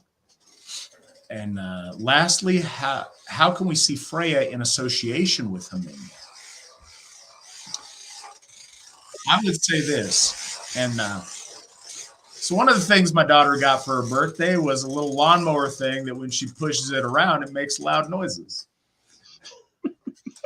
Hey, Aubrey, can I see that for a second? Papa. Yes, thank you. So as we pause from the bubble mower for a second,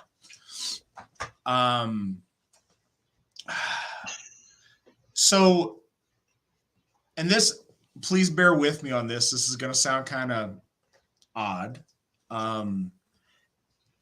You have people that claim to see auras. And so when they see you, they don't just see you. They see an aura that surrounds you. Well, our gods can see Hamenya. When Freya sees you, she doesn't just see the man or woman standing before her. She sees them coupled with the Hamenya that surrounds and imbues them with spiritual might. We want our Hamenya to shine bright before our gods. We want our reputation to precede us. We want the gods to be impressed by the Hamenya that we carry with us when we approach them. When we approach them in prayer, when we approach them at ritual, when we approach them when we cross the veil. We want our Hamenya to shine brightly because they see in terms of Hamenya. We try to as people. Some of the gifted among us see that and feel a presence. Even those that aren't gifted among us, you feel a presence when you're in proximity to a great person. You feel some of that greatness. That's amplified, all of that that you bring with you. That Hamenya that you have built in your spiritual might, you radiate that. Those with second sight see that, and our gods see that.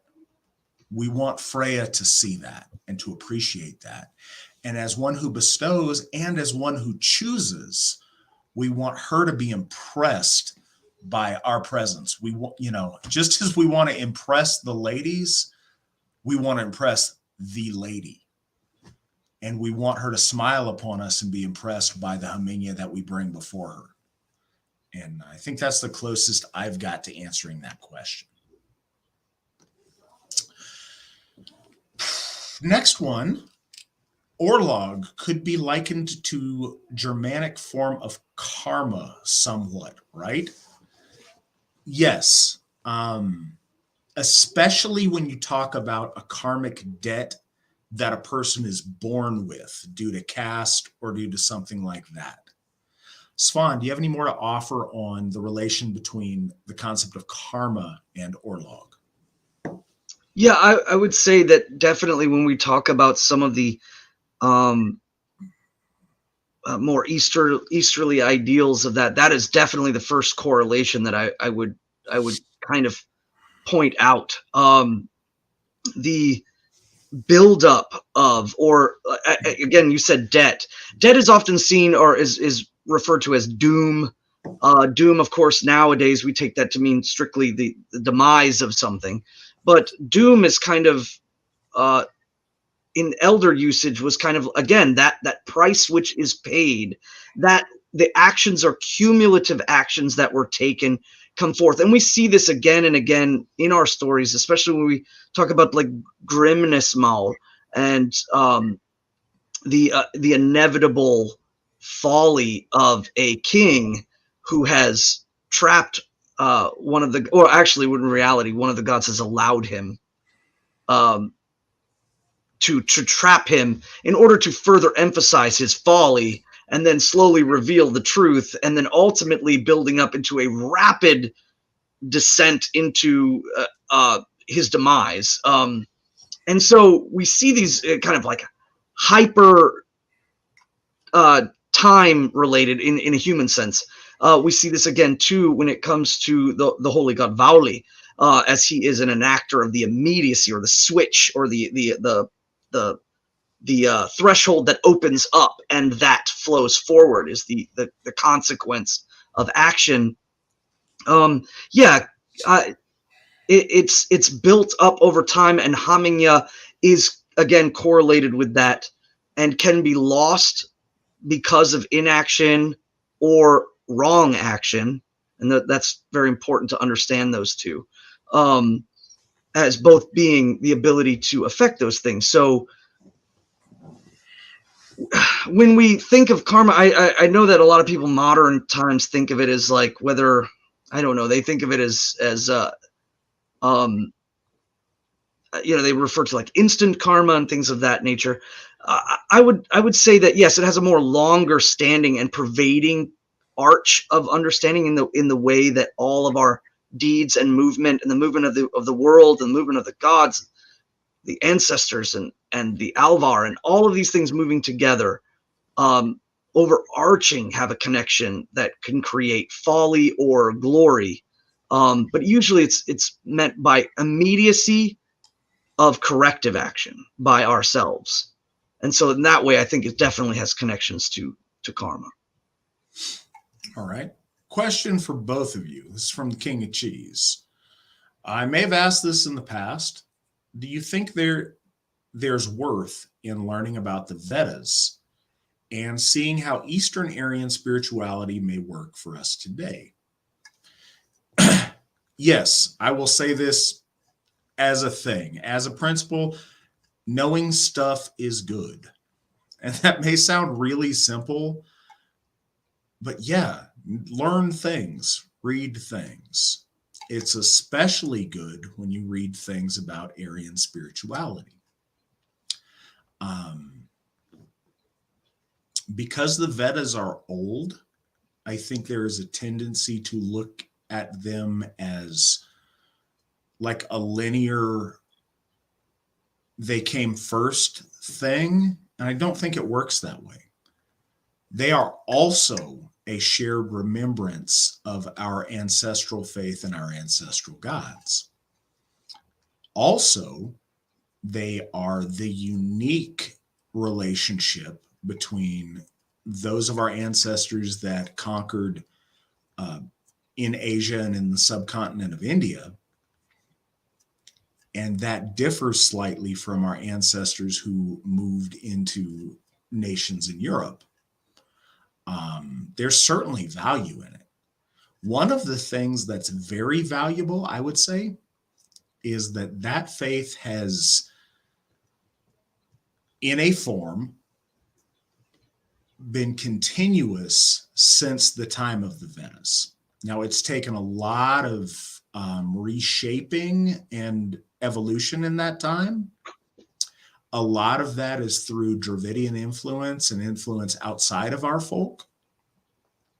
But it is interesting that it's a current living faith that didn't have the, 1,000 to 1,500 or more years gap between our ancestors and us. And so I think that is interesting to see some of their ways of worship, some of their ideas about worship and the language of prayer and mantra work and things that way. I think those are very interesting and useful. But what I don't think is that in any way it should supersede the lore that comes to us through our Germanic sources.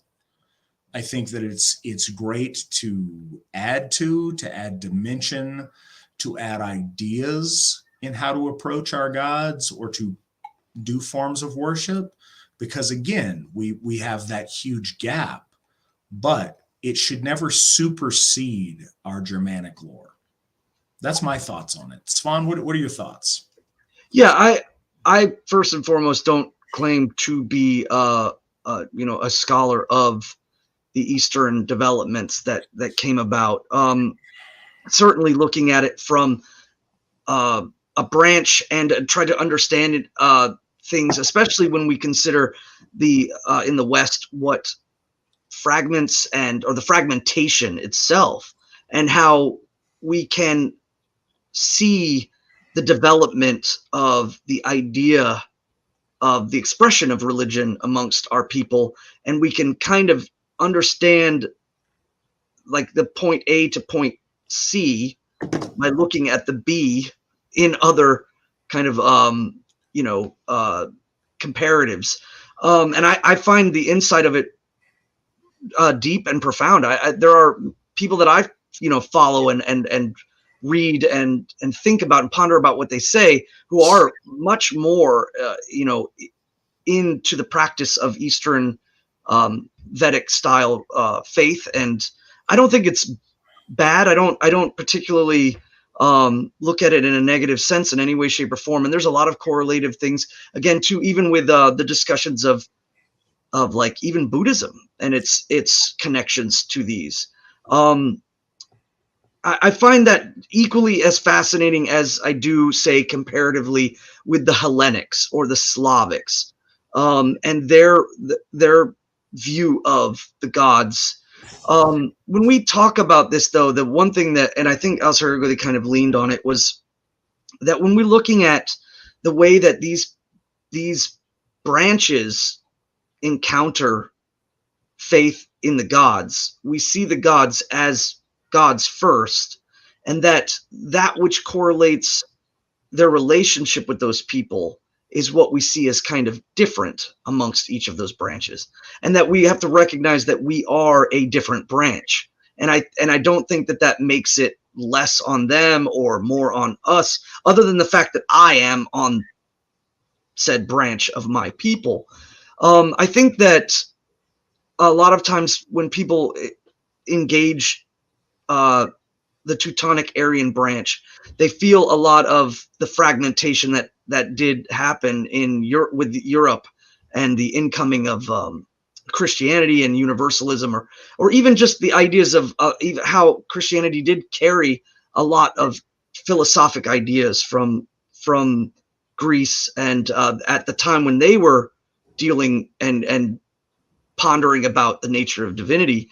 And so this kind of wash that comes in leaves people with a sense that there's too many fragments, and so they desire a continuity that ends up taking them into almost the participation in the other branches form of faith that ends up being almost alien, and yet they continue on in this path.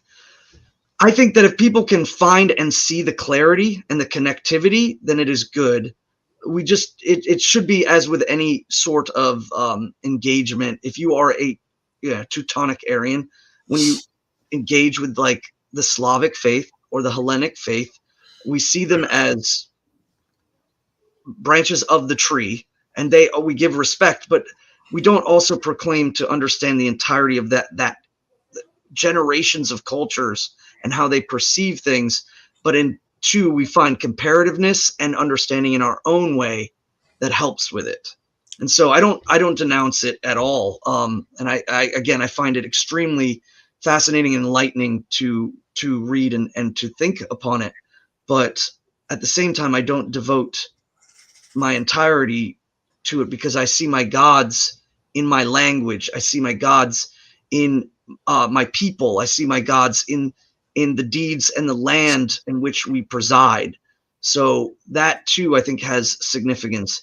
And so again, with our emphasis on action and with devotion towards the gods, if we can ponder and think of the connections between Thor and Indra, or many of those connective tissues, or of Vishnu and Vidar, and we can go back and forth on that. But at the end of the day, I am still of my branch, my folk, and I think it's important for us to build that continuity, the continuousness of faith in this day and age. And a lot of people don't feel that can be done unless we correlate to other branches because of that fragmentation. And I don't believe in that.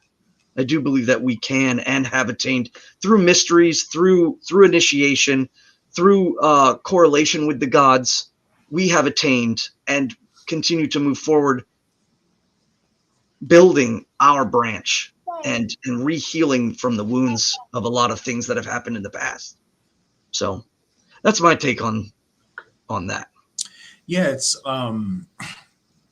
interesting.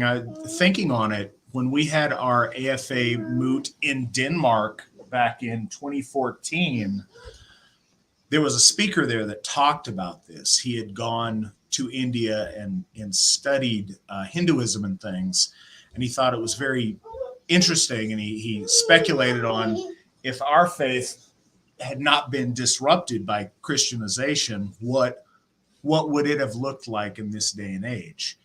And I think that's one of the things early on. There was so much speculation about how Asatru would develop. We're seeing that now. We're seeing how it is developing. So it makes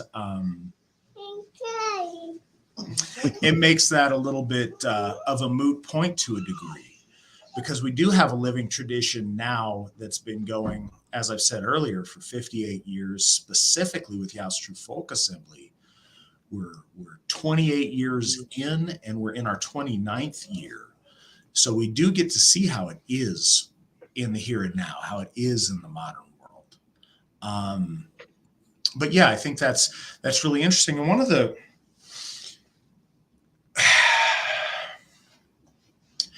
a mentor of mine once said that the highways are paved with squirrels that couldn't make a decision. So we can ponder endlessly whether we should practice Hellenism or Rodnovery or some form of druidry or whatever. We can do that. But the fact is, Asatru is what has emerged as being favored by the gods and moving us forward. This is what we have that is moving us forward. This is what has shown it's been successful, and this is what has been favored with victories and with successes. And we should utilize that instead of pondering what if or what could be. This is what is.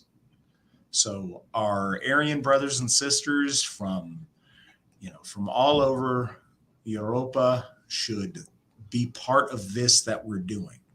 Those other things can add flavor, they can add elements, they can add a lot of things.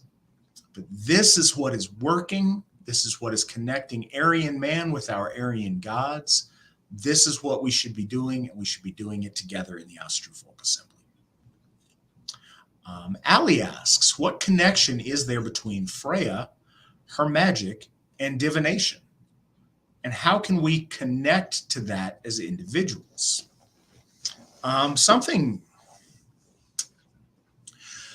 I want to say, and I reserve the right to throw in a comment after Svan speaks on this, but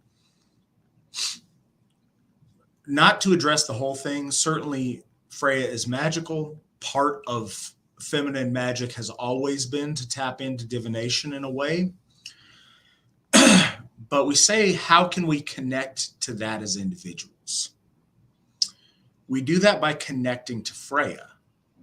Let me ask you, Ali, how can I connect to you? I can do that many ways. I can reach out to you. I can try to talk to you. I can try to get to know you better. I can try to interact with you in the ways that I have. I can exchange energy with you in the AFA. And those who don't know, Ali is one of our apprentice folk builders. So I can exchange energy with you by calling you or by talking to you over, social media, by interacting and getting to know you and building a friendship with you. That's how I can tap into that. I could tap into that by us exchanging gifts. Any of the ways that you would tap into a friendship or tap into any relationship is the key to how you would start to tap into a relationship with one of our gods or goddesses.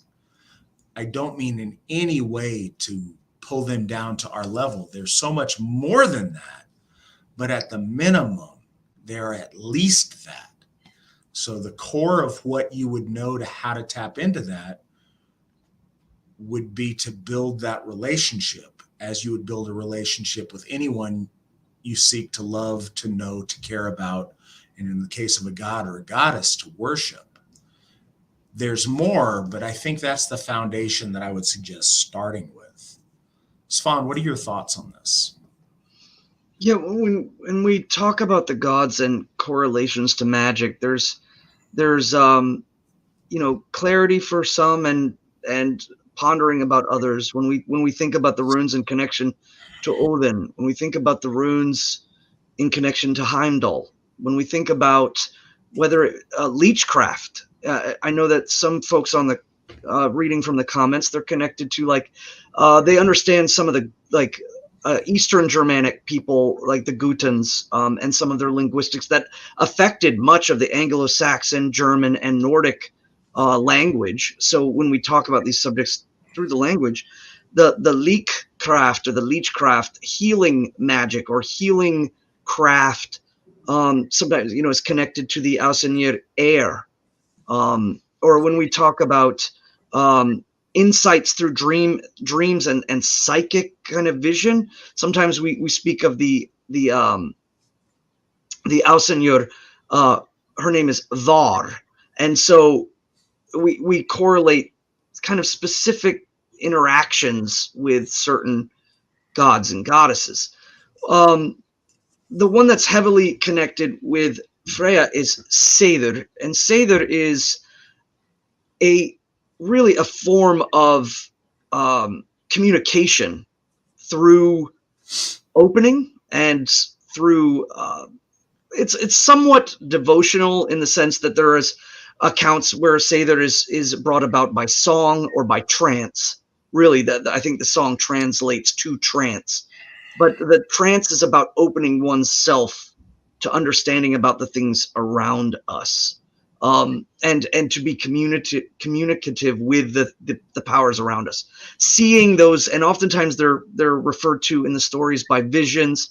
Sometimes when people see the like two Vitki, two wizards, if you will, or two magic people, and they before there's some sort of grievance between them, but the people see two great animals fighting each other, realizing that they're something more than just regular animals. Perhaps they're two bulls and they're fighting each other.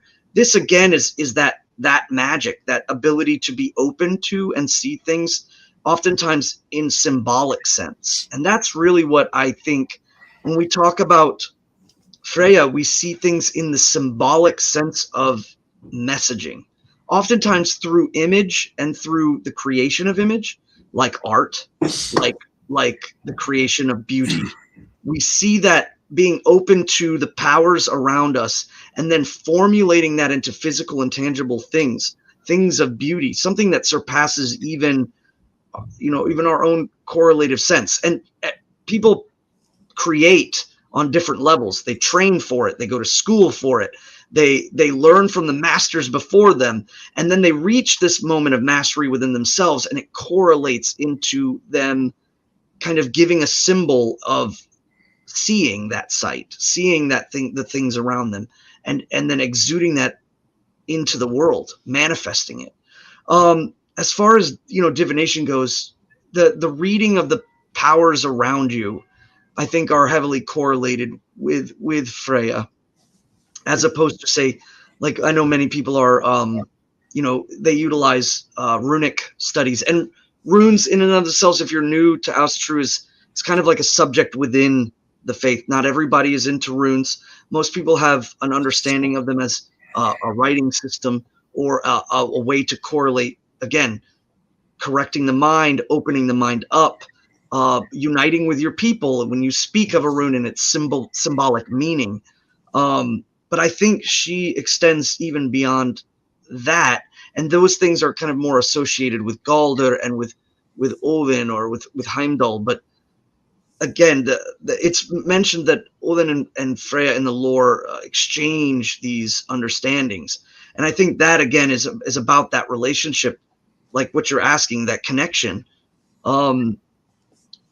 Freya's power, I think, exudes more in our ability to be receptive of things through sight and emotional feeling of the way that we interact with the world around us, the energies around us, and how we correlate that in symbols.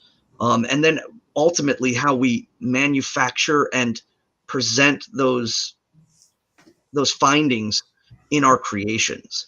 I think that ultimately formulating things of beauty is one of the greatest ways in which we can kind of show the after effect of gaining insight through connection with her.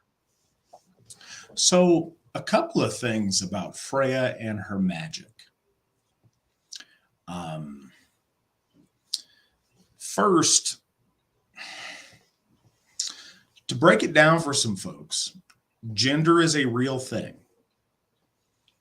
Male and female, masculine and feminine, are very real things. Not only are they real, but they're sacred and they're beautiful and special. Freya's magic, and there's other ways to utilize this, but specifically in terms of Seidr practice, it gets into some male and female things that are very important.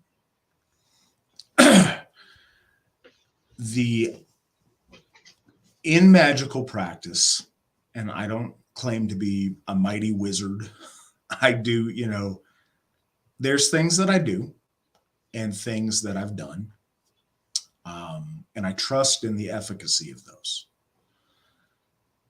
But masculinity-wise, in our faith, the magic practice amongst men is inflicting will upon something, is taking the chaotic realm of the magical and inflicting that on a situation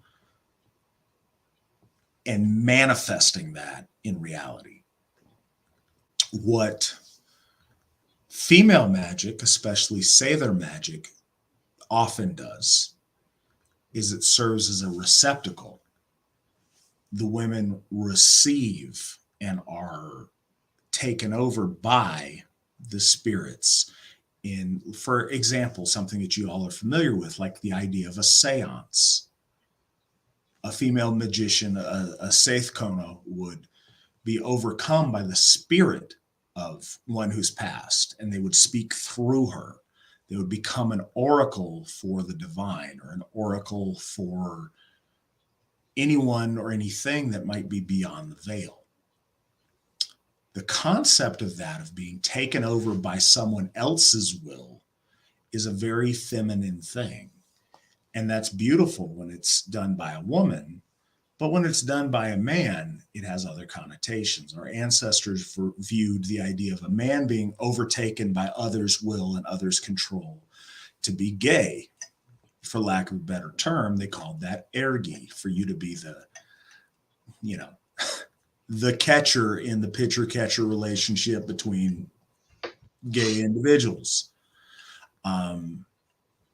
So much of our spirituality, and certainly our magic practice, but also our ritual practice, and it's worthwhile that we bring it up this month. So in April, we celebrate Hexanacht, which is the female magic, which is women charming the world around us, charming the ether with their female magic. Where in May, we celebrate May Day. It's literally dancing around a phallic image of the pole, a image of the penis, and charming that so that the male magic can be inflicted upon the world that we live in.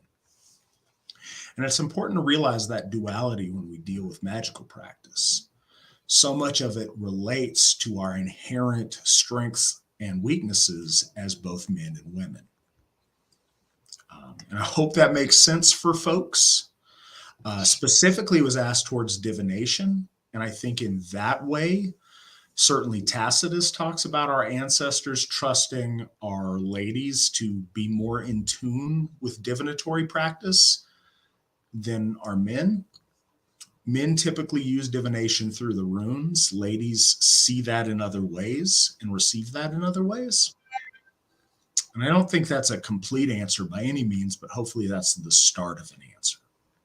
And one other thing too, just as you had mentioned, I think it's important that the feminine side of magic, one of the biggest things is about the structure of protection, or the structure of integrity, I would say, because the idea of going forth and being to receive means that there has to be a formulative way. It can't just be reception. And so, like, when we talk about, like, in Eric the Red saga, when the Seithkona shows up, she's singing these songs. There is traditional placement off the earth that the Seithkona is placed in. So she's taking the traditions that were passed down and showing them in a formulative way so that it is a controlled, again, not to be overwhelmed, but to be focused and to be purposeful. And that comes through establishing parameters. Those parameters must be set up before the reception can be brought upon the Seithkona. So she takes the time to formulate her worth in the situation. She places herself on elevation above the ground. She places the 4 posts. She sings the correct songs, and she places herself within a controlled trance, because it's not just wanton. It's formulated to protection, because that protection allows to focus that which is being received, so that it can manifest into useful information or divination or insight or looking forward. It can't just be unfettered or regulated. She takes it upon herself, the Seathkona, to set things up. Like, again, like you used the reference of the seance, the idea of the table, of the correlation of the environment. It seems to be very, very important, even as those seances are kind of, something in latter day, like a kind of occultism that's grown in Europe. The formulation of those magics within us come from our blood, and we understand that even if the theater has changed as far as like perhaps Christianity or in society is prevalent, we see these things again. There is a sense of making oneself pure or purified. There's a sense of placing oneself within the worth of the environment and creating boundaries, correct boundaries, in order to receive the proper information. It's not just laid out there, because nothing formulative comes from that. So I saw this in the chat and I thought it was really cool. A gentleman named John Horn says, I think this is my favorite Victory Never Sleeps so far. I love seeing things like that. Thank you so much.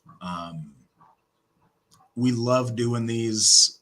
We're learning as we go, trying to perfect them. Hopefully, we are asking, I know that I am, and I assume that we are asking the gods to help bless us and direct what we're doing here in a good way. And it means a lot to get feedback like that. So thank you very much, John, and I'm glad you're enjoying it. Next question, gentlemen, any updates on our pioneers? Remind our folk about the Midsummer event 2. Great stream as usual. Thanks. You are very welcome. So a couple of things. Our first pioneer, she is out there. She is doing stuff. There's a wait list on laying down some gravel for the foundation of the temporary residence that she's getting set up in the immediacy. But meeting with folks for providing hookups for electricity and internet service, getting a gravel path and a gravel pad built in right now as we speak. One of the really cool things that we just found out recently, on our land is a very old burial ground. And I believe there's 11 people that are buried there.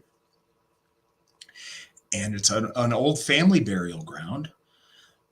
Also, amongst those 11 people is a Revolutionary War veteran. So that's very exciting. We're looking forward to cleaning that up, taking care of that, restoring what graves that we can, and building off of that. But that's an exciting thing that we just found out. For folks that may not know, and I mentioned this at the top of the hour, we're having a gathering. I say we, unfortunately, I'm not going to be able to make it. I am having a dinner at my house for people out here in the Northern Nevada / Northern California area. You guys are welcome to show up. Honestly, anybody here in this podcast, if you get in your car now, you're welcome to show up. If you're not a member, please reach out to me privately so I can vet you. But if anybody wants to come to my dinner, it's going to be good. I think we're going to have some seafood lasagna and some blueberry mojitos and maybe some other stuff. But yeah, you guys are welcome to do that. Anyways, though, folks that are close to Sigerheim, close to Central Tennessee, they are having a get-together there this Saturday. So we're doing stuff. We're moving right along. Many of us are looking at plans and stuff to develop houses on the land and certain things. So it's absolutely moving forward. I'm very excited about it. I want you guys also to remember, the idea is not just the folks that can live on the property. There's a good deal of folks that can, but that's a drop in the bucket. The idea is to get people to live close by. If you live 10, 15 minutes, a half an hour from the property, you're as good as living on the property. You have lots of mobility, but you can experience the community that we're trying to build. So please do keep that in mind. Question. Do you think the story of Freya helping Ottar to know who his ancestors were in order to claim the Odal / ancestral farm is a myth form of possibly a claiming of our own ancestral tradition? Svan, what are your thoughts on that? Yeah, we kind of made mention of this earlier. Again, the individual gaining might and power through an understanding of origin, especially in the components of our stories of old, is that this is always kind of correlated. The more you know of the connective origins of your people, this was a huge boon upon the soul of the hero. And so, yes, again, I think it's kind of correlated, both a perennial truth, if you will, of the idea that gaining that understanding is, again, gaining our might and our luck. I did want to bring up a point, though. There, in the story there too, there's another significant thing that happens in which Freya travels on a swine, or a swine, a boar, and there is a prophetess, or a volva, and she travels on a wolf. And I wanted to bring up another point. We were talking about the feminine. In our culture, there is a chthonic feminine force that is seen as part of the chaotic elements, if you will, that the natural law and the cosmic order of the gods is, and often clashes with, this form of what would be almost like a kind of a venomous or a stagnant slash dissipative force that they saw in the feminine, kind of a creation of chaos that comes from what they often refer to as troll wives, or troll witches that ride on wolves. And that symbology, again, of their vehicle, the consumptive nature of them riding upon the wolf, is always kind of correlative to that. Is that there's a mystery in the feminine nature within the middle world here in the physical, and that we see the feminine power, when it is focused and set and placed within its proper standings of protection and worth, and able to bring about and correlate that information forward, it is good. But if it's not, then it's left to chaotic pulling and oftentimes, emotional or mental or spiritual kind of dissipation and destabilization. And we see this, it lasts within, obviously, when we talk about like the hag, or when we talk about the Nacht Mara, or the nightmare, or the kind of the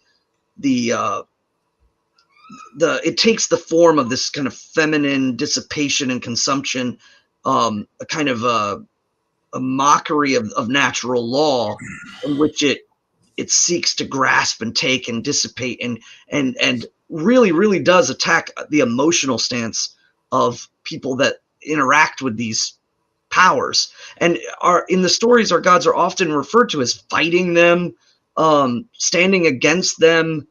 Even an accusation is thrown where it says, "Oh, you didn't fight them; you actually lived amongst them." And that, of course, is the understanding of the nature of the insult, is that these forces are not seen as good forces. They are seen as malicious forces. And these forces, again, are the things that are out on the edges, that are kind of unseen and unknown. And one of the big things that are prevalent about that is Hexanacht is using the feminine of our folk, the way that the inner guard is set up, brings bounty. And it's being this feminine power that brings bounty to society is being used to stave off the feminine powers of emotional, like tearing and intangibleness, and the sense of like incongruity or fear or doubt and things of those natures are being combated by the women of the folk, who are using their knowledge and power by blessing the folk with smoke, so that they can be warded away from these dissipative factors. So I think there's a lot of confusion, because people, especially like modern, I would say, people that try to correlate, if you have a bad image of a female in mythos, then it applies to all female, and that's so ridiculous. And it's sad, and I can see that in a lot of ways they're trying to. It's almost like the I guess some bastions of Middle Eastern religion, kind of the throws or the venoms against that. But then it spreads and gets even stranger as it goes. And I think that that's important, that we understand that our ancestors saw the feminine of the mother, the feminine of the wife, the feminine of the maiden, just like they saw the feminine of the leader. I mean, saw the masculine of the leader, the formulative power of the warrior, and the potential of the upright hero, the young man about to step forward. These things are correlated to both of those very special and divine genders within our culture.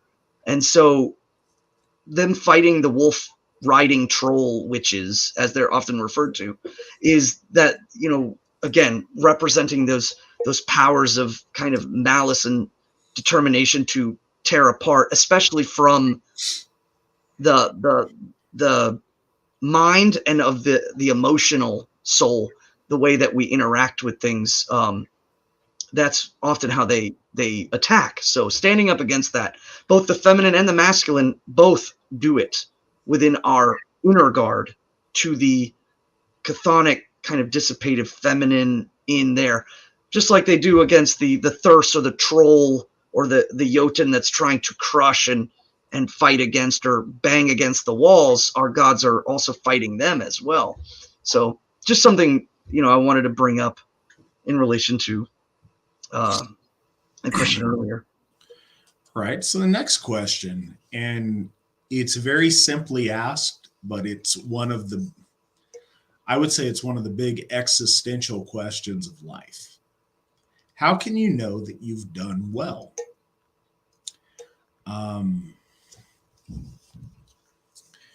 So there are a number of ways. First,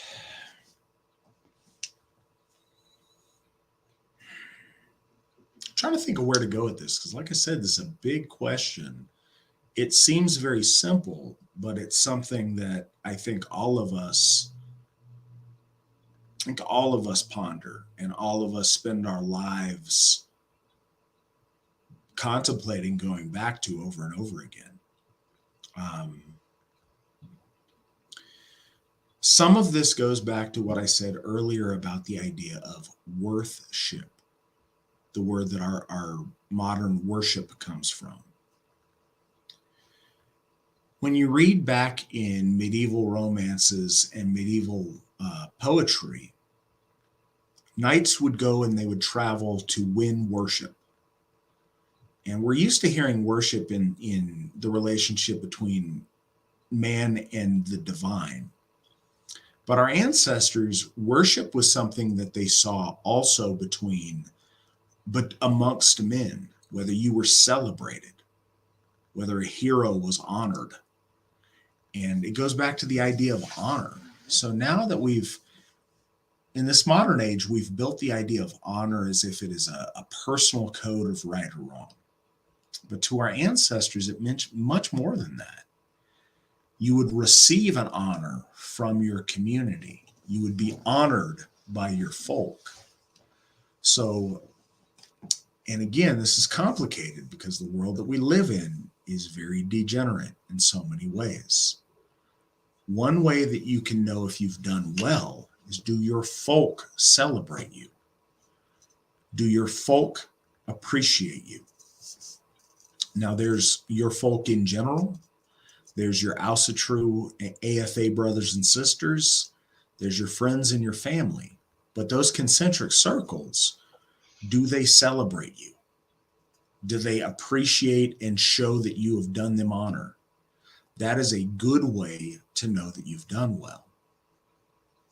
As you cultivate your relationship with our gods and our goddesses, when you cultivate your relationship with your ancestors through altar work and other things, do you perceive that they're proud of you? because it's a feeling and it's very hard to describe. But you can feel internally a lot of the times if you've done well, if you've made them proud. The idea is to make your folk and your community proud, to make your ancestors proud, and to make your gods proud. And ultimately, one of the tests that is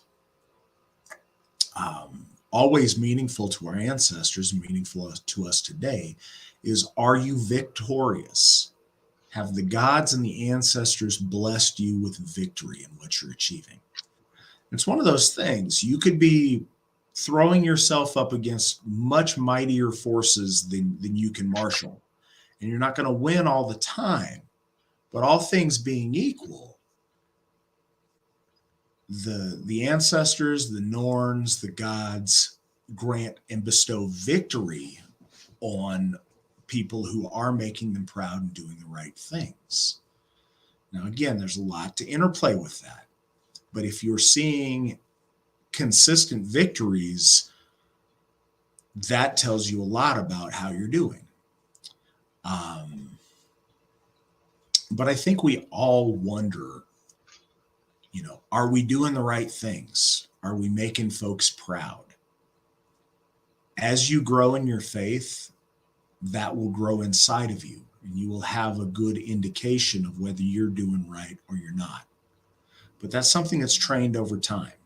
Look to your folk, look to your family, look to your gods. Are they showing you honor for the things that you're doing or not? And I don't think that is a final answer on the question, but I do think that's the beginning of an answer on the question. What are your thoughts, Svan? Yeah, that is a simple question with a not simple answer. The wellness of your deeds, how are they measured? Are they measured? When we talk about the gods and how they witness us, how we seek to be witnessed by them in our deeds, to hold upon ourselves an essence of desire to achieve nobleness in action, nobleness in deed, nobleness in speech. These mantles that we place upon ourselves, the duties that we place upon ourselves, it's the continuation at a certain point. I think it becomes, as we place these mantles, we wonder if the attainment of worth from placing these mantles is expressed in notoriety or in desire to, of your worth. And when people see you, they want to talk to you, they want advice, they need help or things like that, and you want to help them. It's that reservation of never fully, you see yourself as saying, I feel like I'm doing well, but I must continue to do more, or I must continue to place more or do the mantle more. I'm not saying that you need to bury yourself, but the idea is to focus and harness your desire towards doing wellness. And then as you begin to see the wellness come back to you, be gracious and be appreciative and be,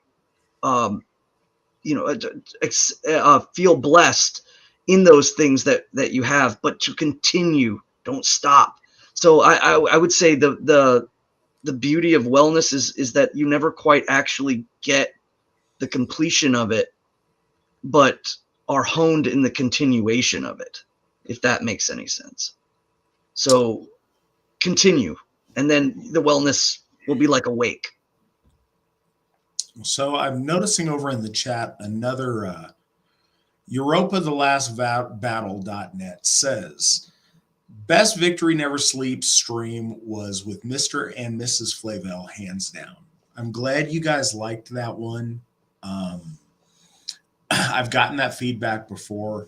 It's funny because I just told my wife about that. I bothered her about that last night. I received an email saying that someone really liked that episode.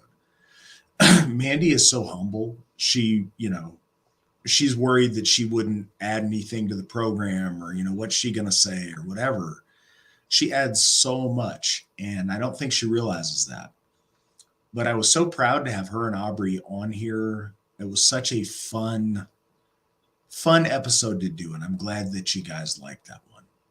It gave me an opportunity to show off my family, and I'm proud of them, and I love them. So that's great. My cousin's she's gonna. I got you, Svan.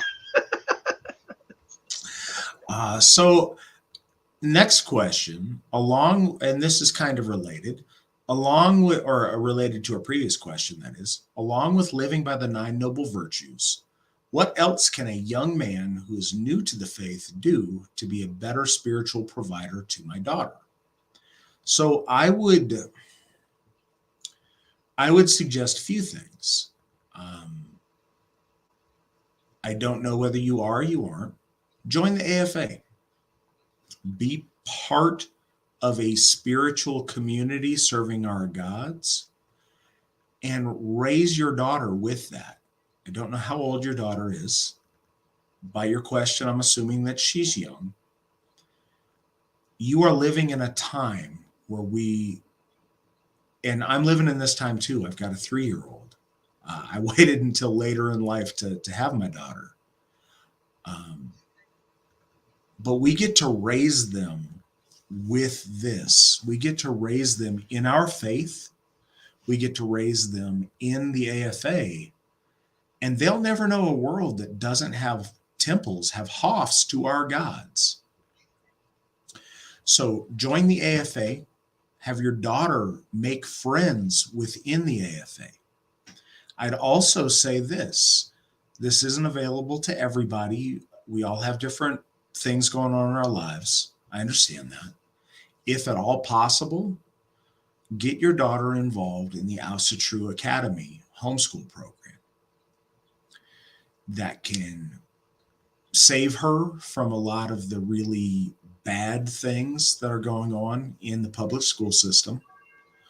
It can also bond her together, learning about our faith early on in life with other children who are learning about our faith who are in the AFA.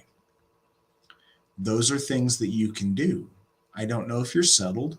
If you're not settled, you may want to move to where one of our hofs is, or move towards Sigerheim. We have the unique opportunity now to raise our children in this faith and in this community. Grant her that.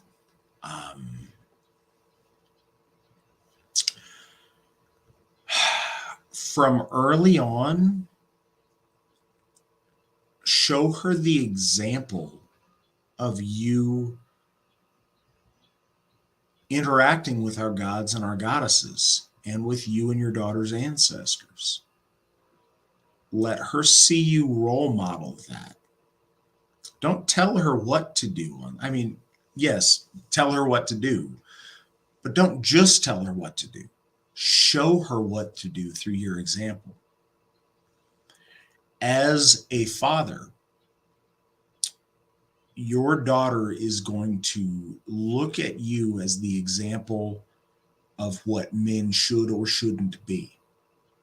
Every male relationship she has in her life is, to one degree or another, going to reflect on you, and whether she wants a man that is similar to you and to the example you've shown, or she wants the exact opposite.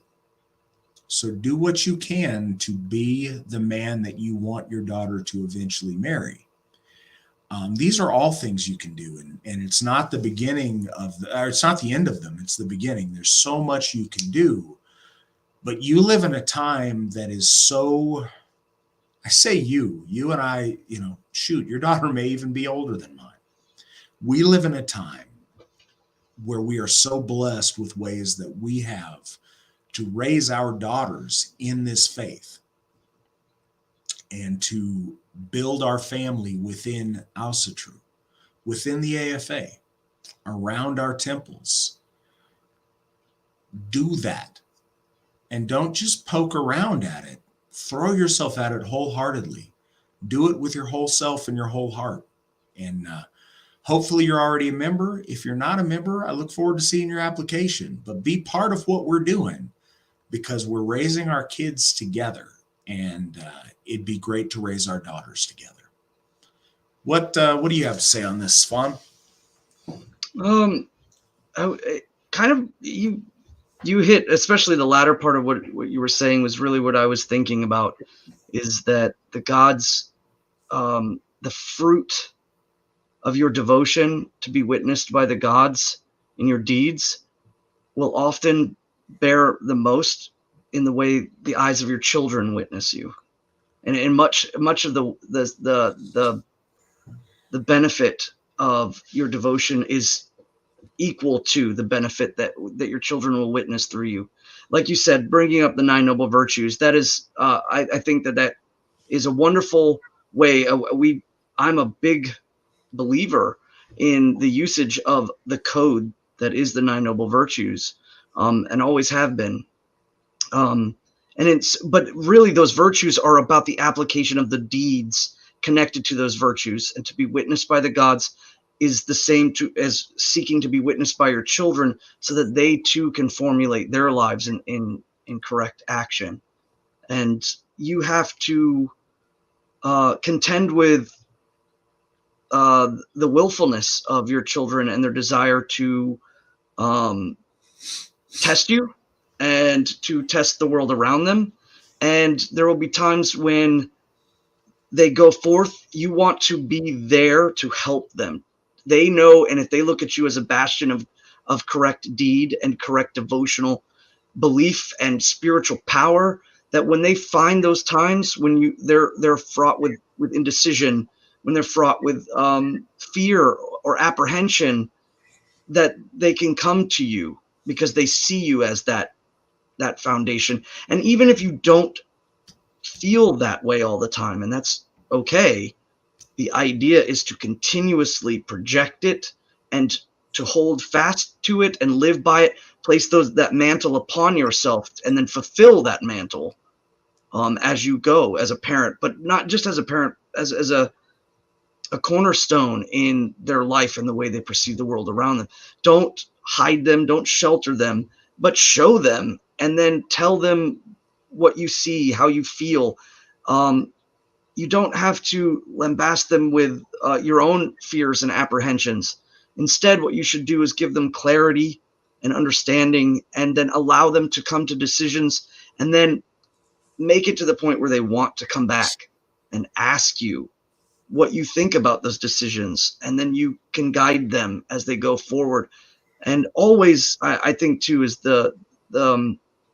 if your child's young, maybe hold this off, but if they start to get older, is to remind them that it is so important in this day and age, in our modern times, that we don't have people to connect to from the generations past. There's been like a great severing in modernity, and we reject that. We want to go back to gaining the knowledge, and it starts with you, but it by no means does it end with you. She too will be a bastion of knowledge and understanding for her children. So this obligation becomes something that you share, and that you're giving her what you can while you can, so that when you're not there, she can do the same, and that her children will do the same, and that continuation goes on. So give them perspective is, I guess, what I'm saying. Maybe when they're little, they don't get that, but when they grow older, especially when they start wondering about these things around like 10 or 11, they're moving forward right before the threshold of stepping into the world,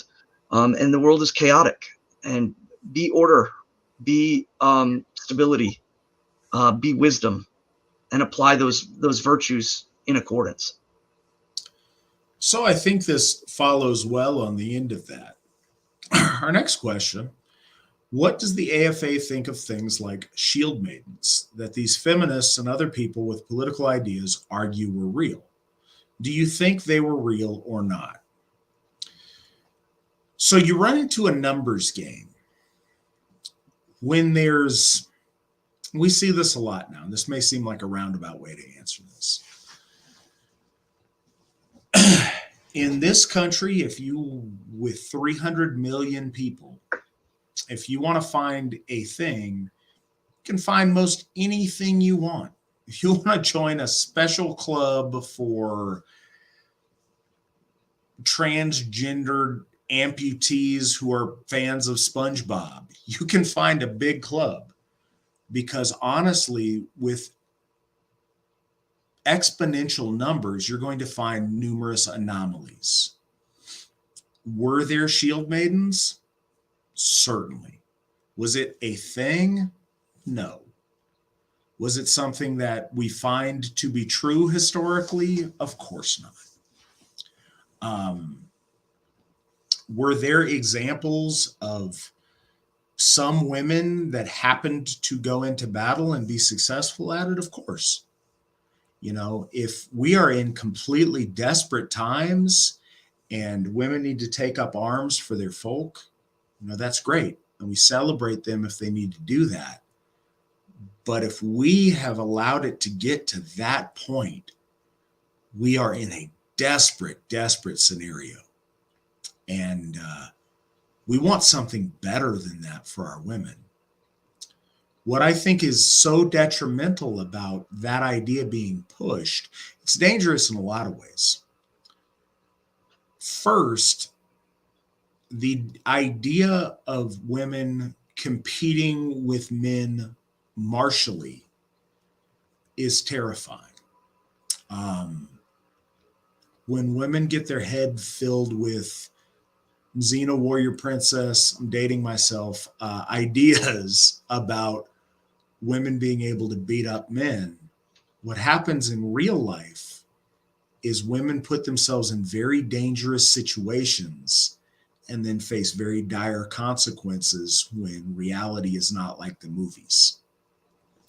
And I don't ever want our women to see that or experience that. And what I think is more insidious is the idea that our women need to find worth by pretending they are men. If a woman tries to pretend that she is a man, even the worst man in existence can snatch that from her. They will always win because they are biologically men. Same if a man tries to be the best woman ever. The worst woman ever will always be more woman than that man will be. What a self-defeating way to gauge your worth. I've seen a meme back in the Facebook days that I absolutely despise that says, why raise a lady when you can raise a warrior? If you are raising a warrior instead of a lady, you are doing it wrong. We want our daughters to be ladies, and this connects back beautifully with the theme of this show. Freya is the example of a lady, and we want our girls to grow to be ladies. We want them to be noble, to be dignified, to be beautiful, and to be feminine.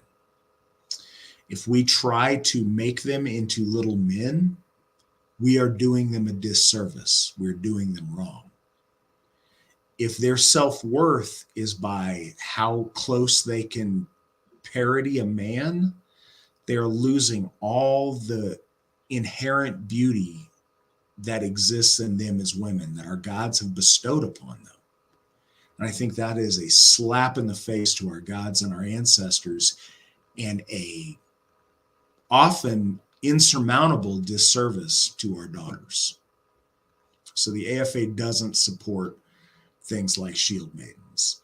And honestly, what I have seen is that the shield maiden idea is upheld by the most damaged and fragile women who have not had success in their life, who have great self-esteem issues, and honestly, who are the least fit to be shield maidens that I've seen. Most often the quote-unquote shield maidens are morbidly obese and mentally very, very broken people.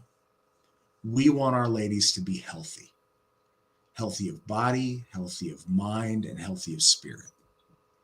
And pretending to be a shield maiden is not the path to that. What are your thoughts, Svan? Yeah, I think kind of keying in what you said about the exception versus the rule. I think that there are accounts of exceptions, and those exceptions are noted because of how exceptional or extraordinary they are in comparison to the ordinary. And I think that gets hyper focus, and then that hyper focus towards the extraordinary becomes almost like a point of the complete push of everything. It's all in on the exception. It's much to say, like, if there is the battles of two armies of ancient origin, and they're fighting, and there's thousands of men dying and fighting on the field. But there's one exception of a woman who joins the Varangian Guard because she happened to, strike the hit on one of them, and they brought her into their ranks.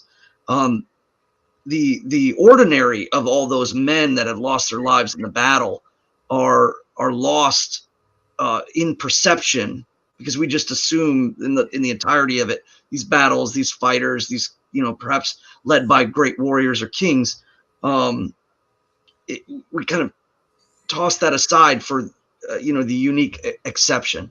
And when we also talk about lore, it's funny, people talk about European society and how they have this all or nothing ideal. So all of it is just one way, except in these cases.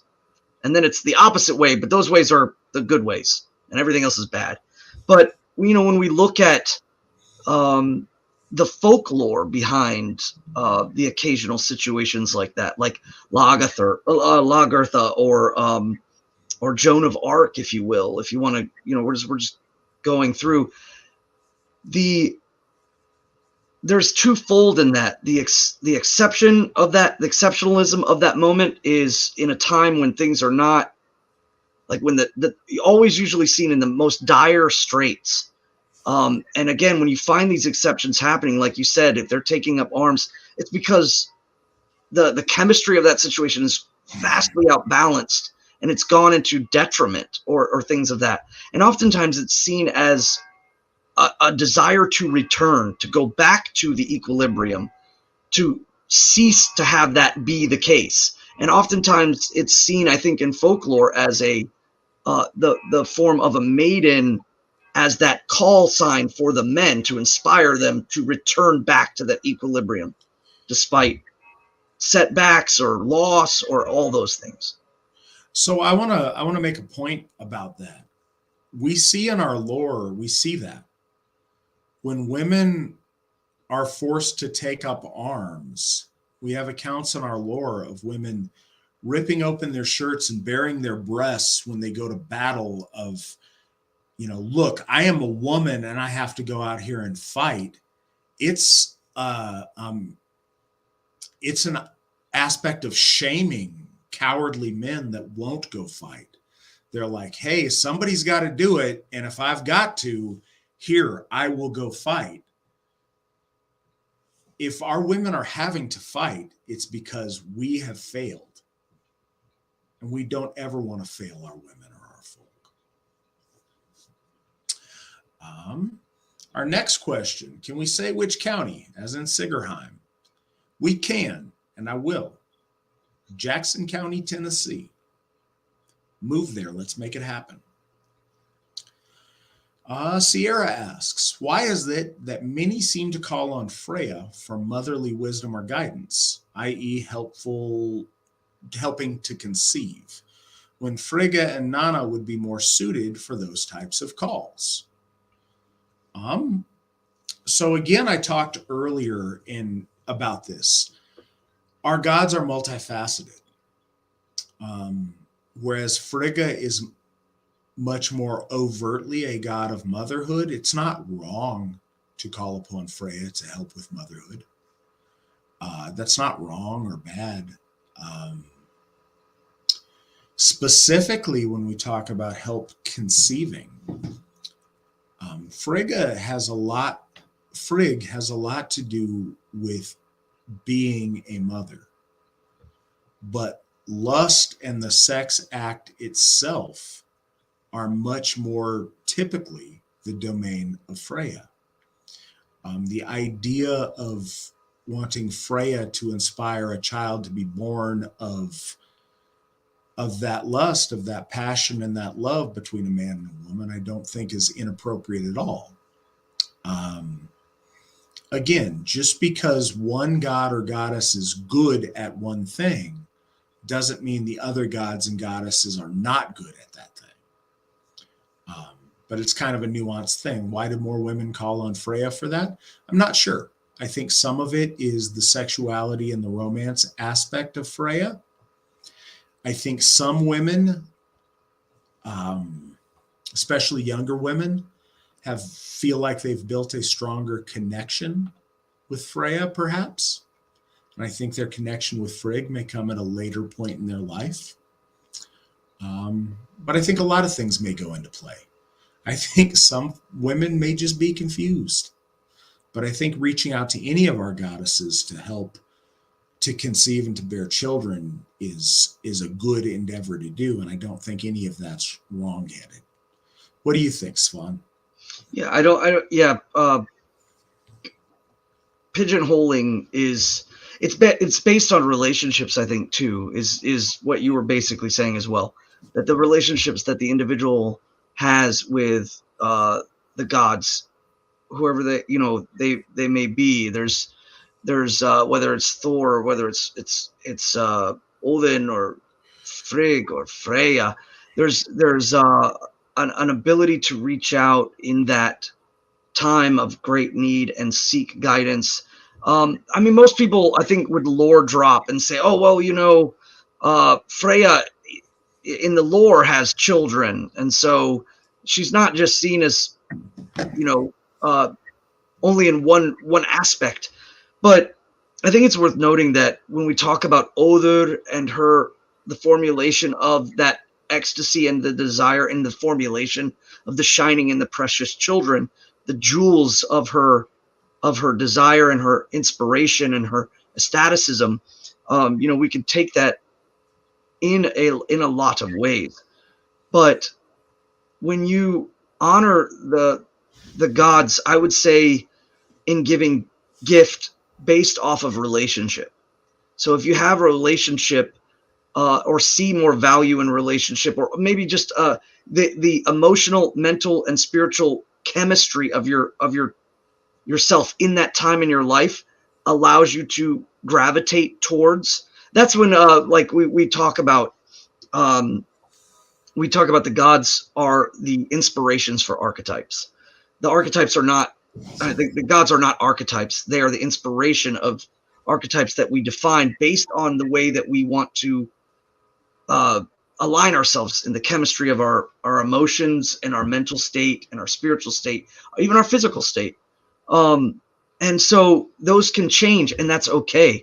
I don't think that the gods slight folk who appreciate the beauty of, say, a forest. It's the entirety of the trees. If you appreciate the beauty, the shade, the shelter, the giving of this tree now, and then you move to understand the giving of a tree elsewhere in the forest, you are still in the forest. That's how the gods provide their bounty, is through multiplicity and their interactions with you. And that is absolutely okay. Those inclinations don't need to be defined in that way. I think our gods are very able to move within our lives, and it will do best for you to always come and go into those interactions with the gods with piety and devotion.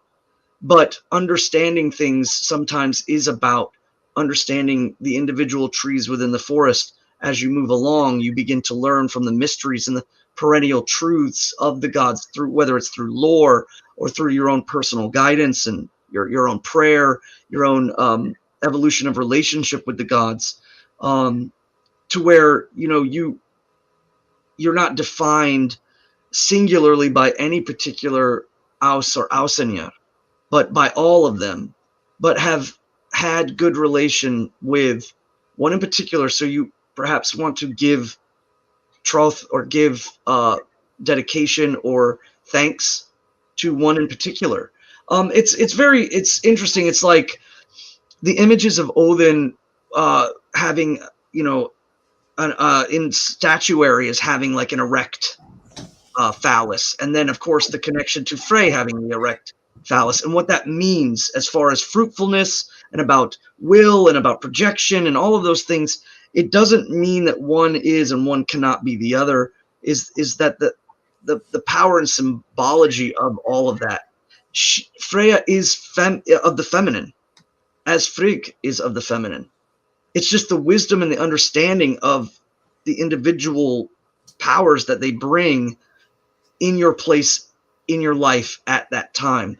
If you are a young woman and you are internalizing your worth and building your passions and doing things of that nature, that you might find more inspiration in Freya. But then when you take oaths, when you set up that worth, and then the desire that you have with your a future husband, that desire, that attraction, and all of that magic that happens, that fire that comes from the Brazinga men around her exudes to you. And then with that comes responsibilities. And suddenly now you have oaths that you take in union with your husband to work together, to be together, to give each other the trough. And then you in turn give that to your people. And you are now a mother of the people as well. And then suddenly you realize, okay, well, maybe now too, it's the externalization of my feminine in the world that I need to come to understand.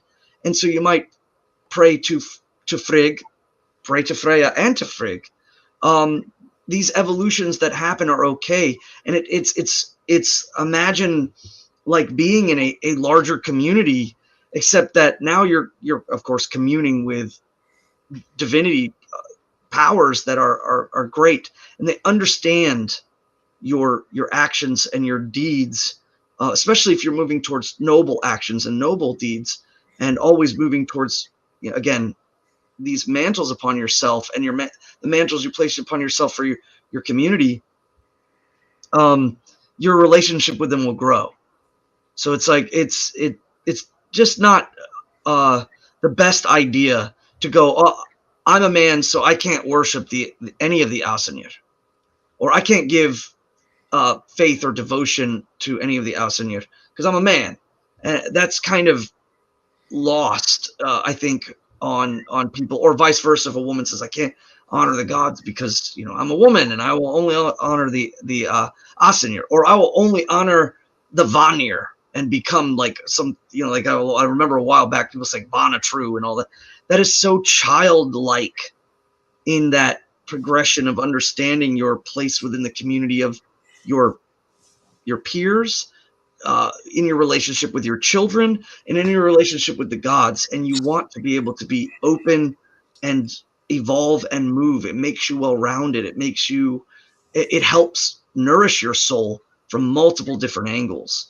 So finding the inspiration and wisdom from the gods in multiple origin points of them, where they exude their dominion into your life, is all the more of a benefit.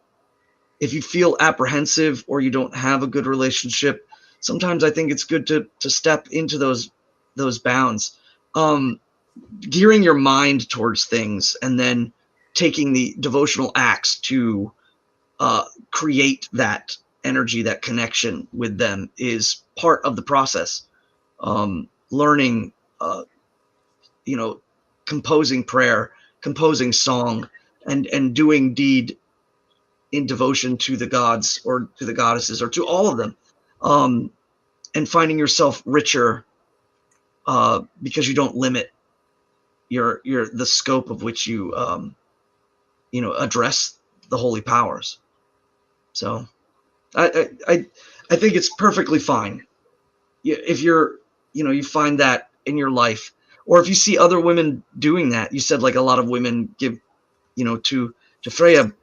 It's because you do not perceive Freya as that aspect that nourishes you as for motherhood, but perhaps others do. And there is lore substantiative points that can be brought up to that understanding, but it's really about the relationship that you have with that Aesir or with that Aus. And if you don't have a relationship with them, then build that, try that, and expand a little bit more in understanding. So, All right. Next question, and I'm glad this came up because hopefully Nick got the link that I just sent him, because this is, I absolutely 1,000 times should have used this for the promo picture for today's episode, but this has always been beautiful to me, and I hope he can pull it up. So Ali says, I've read that Freyja's tears that fall on land turn into sunstone, which is golden colored, and tear-shaped found near salt. And those that fall in the sea turn to amber. What do you know of this, Svan? well, yes, I love this painting too, especially considering the placement. This is absolutely a culmination of what we talk about, the gods manifesting themselves in our consciousness through our blood and through our culture and through our people, and the way that we perceive beauty and the power of these things, and the lament of loss or sadness from beauty. If beauty was, if the goddess of beauty was sad, what would she shed tears of? And that would be certainly of gold. I've always heard of gold in and of itself, not necessarily sunstone, but that's interesting in and of itself. I've always, again, the origin of Freyja is that she comes from the earth. She is of the gods of natural law. The origination point in the cosmology is of Vanaheim, the land of the elemental formulation of the material, whether it's life or the evolution of life, or whether it's truly the formulation connected to the earth and the material. Again, Freyja galvanizes that into the form of gold, or into the form of the inspiration of beauty and the necklace of gold and of amber. I know that the tears of gold that fall to the earth and the tears that fall into the sea and make amber is mentioned. And I think that one of the things that it really correlates to is the Baltic amber trade that we're starting to find out is extremely established during like the Roman periods. The people in the Mediterranean knew that the influx of these precious stones coming from the Baltic Sea came from up in that area. And I think this is definitely a hint or a confirmation in the story about the connection to beauty, the jewelry that was bringing people wealth. There was trade routes. There was a culture built around it. There was pathways that people from Rome and the Alps and the central or southern Europe, they were coming up northward to trade and to gain these precious items. When we talk about the beauty of it and the lament of the goddess of beauty weeping gold in loss of that, where has that inspiration gone? How has it influxed into the world? This is definitely an expression that I've keyed in on with this. But again, the sunstone one is interesting. I actually just wrote it down. I'm going to look up more into the specifics of the sunstone. And I think it is interesting that both are in correlation, one with the earth and two with the water and salt, which are, key, elements of the earth, the Vonic life system, the bounty of the earth and the preciousness of the things that we pull, whether it's the iron or whether it's the gold or the silver. There's many things that are formulative, but truly poetic and beautiful when we talk about gold and amber. Yeah, the artist that did this piece is Gustav Klimt. Folks that can't see this, that are on listening on the podcast, if you just Google tears of gold painting, you'll find images of this, but it is beautiful, and I find it really moving. Also from Ali is the story of Brisingamen And the dwarves that she wed connected to the fact that everyone who comes into Asgard demands her as a bride. Is this a reputation issue or due to her objective beauty? What do you say, Svan? Well, I definitely think that the connection to the material, the dwarves are the element of the material, the energy and the actual tangibleness of the material.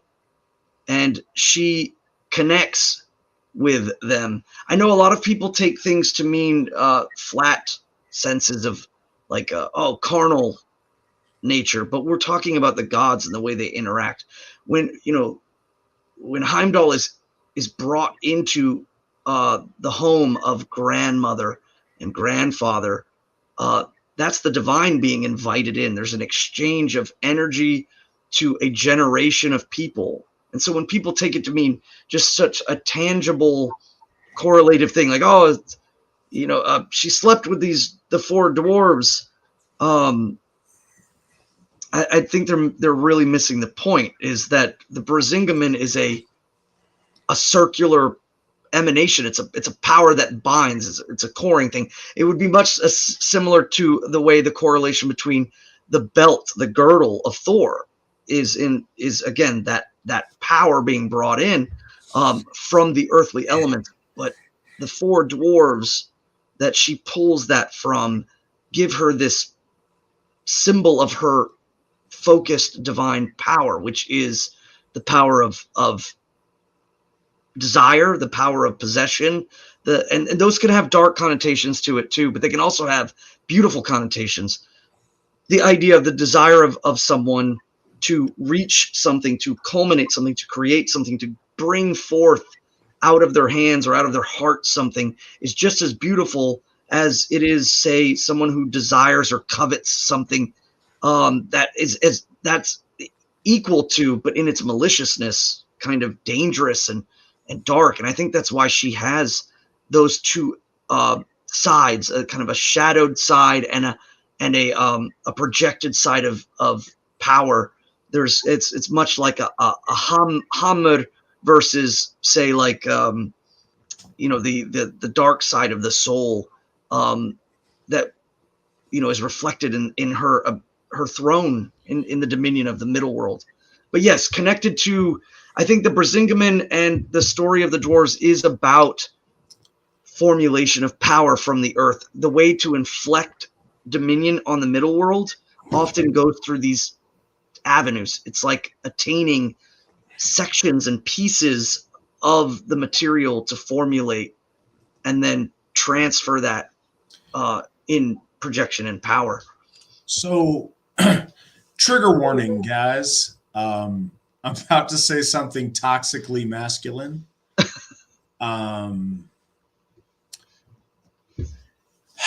Because the world around us has become so degenerate, as a counteraction, we become almost puritanical in our attitude towards sexuality, or at least in the attitude towards sexuality that we express openly.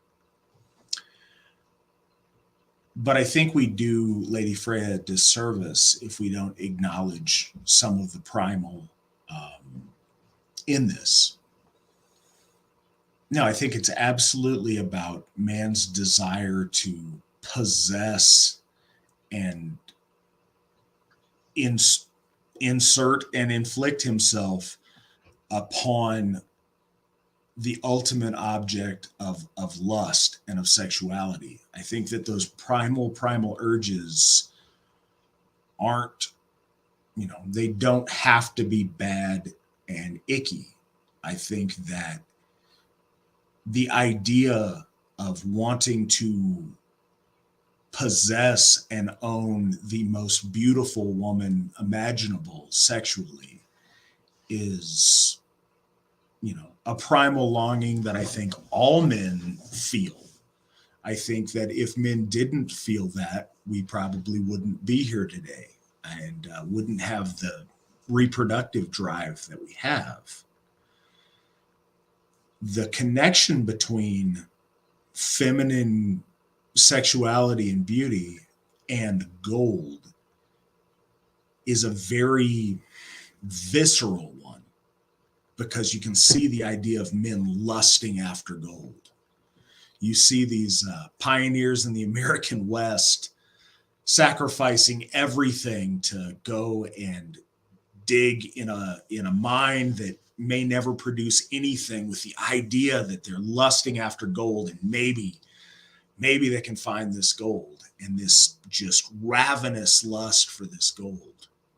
And you see it with the conquistador going into the Amazon looking for El Dorado. And every man feels that when they see a just overwhelmingly attractive woman. And that in its proper place is beautiful and special. That when it's metastasized, when it's not in control of, when men don't use their wisdom to control it, is malignant. But this is something that I alluded to earlier when I talked about Odin being master over these wolves, or Freyja being master over these wild cats. The astral, the higher self, being able to master the primal urges and direct those in ways that are appropriate or in ways that are beneficial. That's the key to our faith.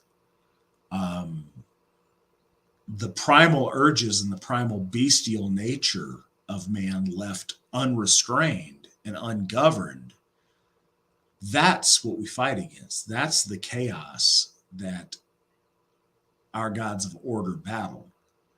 But when order dominates chaos and directs chaos towards fruitful ends, that's something worthy of thinking and of appreciating. But, as we've seen with so many other quote unquote pagan movements, they immediately go to the sexual, they immediately go to the most base, and then they give it excessive license and make their entire focus the orgy. And, we certainly don't want to be that. But we would do a disservice if we didn't acknowledge that so much of just the mesmerizing power that Lady Freyja possesses is that power of lust after feminine beauty. And that's inspired our men since the beginning, and inspires our men right down till today. And as long as we keep making, white babies, it inspires our folk in the future.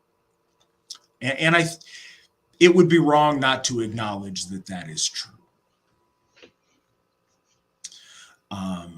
Last question of the night.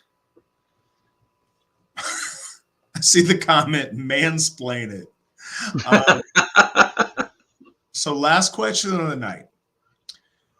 Should we be looking back before Christendom when finding names for our children? If so, where to start? I like that question. I think that's a good question. It's tricky. One of the really important traditions of our folk is to name your child after someone.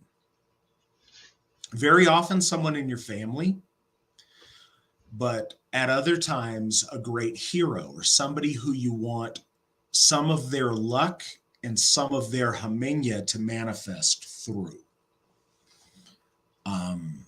And that's hard. It presents us a very strange dilemma, because most of or quite a bit of our recent ancestors had Christian names, or biblical names rather. Now, it's important to remember a lot of quote unquote Christian names are Greek names, and that's okay. But Hebrew names are different. I say that as a Matthew. My name means gift from Jehovah. It's absolutely a Hebrew name. Wish it wasn't, but it do. But that's, so it's really relevant. I think that choosing a name from a Aryan tongue to name your child is really important. It's one of the reasons, and I was really fortunate when I look at a lot of my ancestors have had Germanic or at least European names and not Hebrew names. It was kind of a fluke that I was named, a Hebrew name instead of something else. My father was a Gerald, and his father was a Gerald, means spear warrior, and is very Germanic. But my father didn't like his name. He always went by his middle name. And he and my mother chose to name me Matthew after the biblical apostle. One thing, and I learned this early on. So the first Gothi to die in office as an AFA Gothi was a man named David James. And he was involved in Asatru since the very early days. He was at All Thing #1, which I believe was in 1981. Just so happens to be the year of my birth. David James, I think, passed in 2014. And he gave a talk. And the first talk that I saw by him was at a Midsummer 2010. And he talked about Germanic naming traditions. And he said, what's best to do if you want to name your child after one of your ancestors that happens to have a Hebrew name is to try to translate the meaning of that name into one of our ancestral languages. So I mentioned that my name Matthew means gift from Jehovah. I think that if we looked linguistically into Germanic names that perhaps meant, gift from Odin or gift from the gods, I think that would be the closest we'd get at approximating my name if, maybe Aubrey wants to name one of her children after me, or maybe one of her children do, or maybe somebody down the line, which would be a huge honor. But yeah, we should certainly look to our ancestral names. But those don't have to be strange, and those don't have to be archaic. I named my daughter Aubrey. That name has had transferred genders. Sometimes it's a male name, sometimes it's a female name in the history of our folk. But it's a name that means ruler of the elves, elf lord, or elf lady. And it's a common name. It's a very... So when I take her to the playground, it's a super common name. And I feel like, people think I was trying to be trendy. I wasn't. I actually named her after my grandfather. But, it doesn't have to be an odd sounding name. Very many of modern names are Aryan in their nature. But I do think that we should do our best to avoid Hebrew names when naming our children. And that would go for, African names or Oriental names or, any non-Aryan names. But we're very fortunate. In the Aryan tongue, we have, bajillions of amazing names that are wonderful to name your children. And if you look in your own ancestry, I think you don't have to look very far before you'll find some of those names. But like I said, if you want to name them specifically after someone who has a Hebrew name, finding that equivalent of what that name's meaning is in one of our native tongues is what Gothi David James suggested and what I think is still good advice today. What are your thoughts, Svan? I'm a fan. I want the reclamation of Anglo-Saxon names.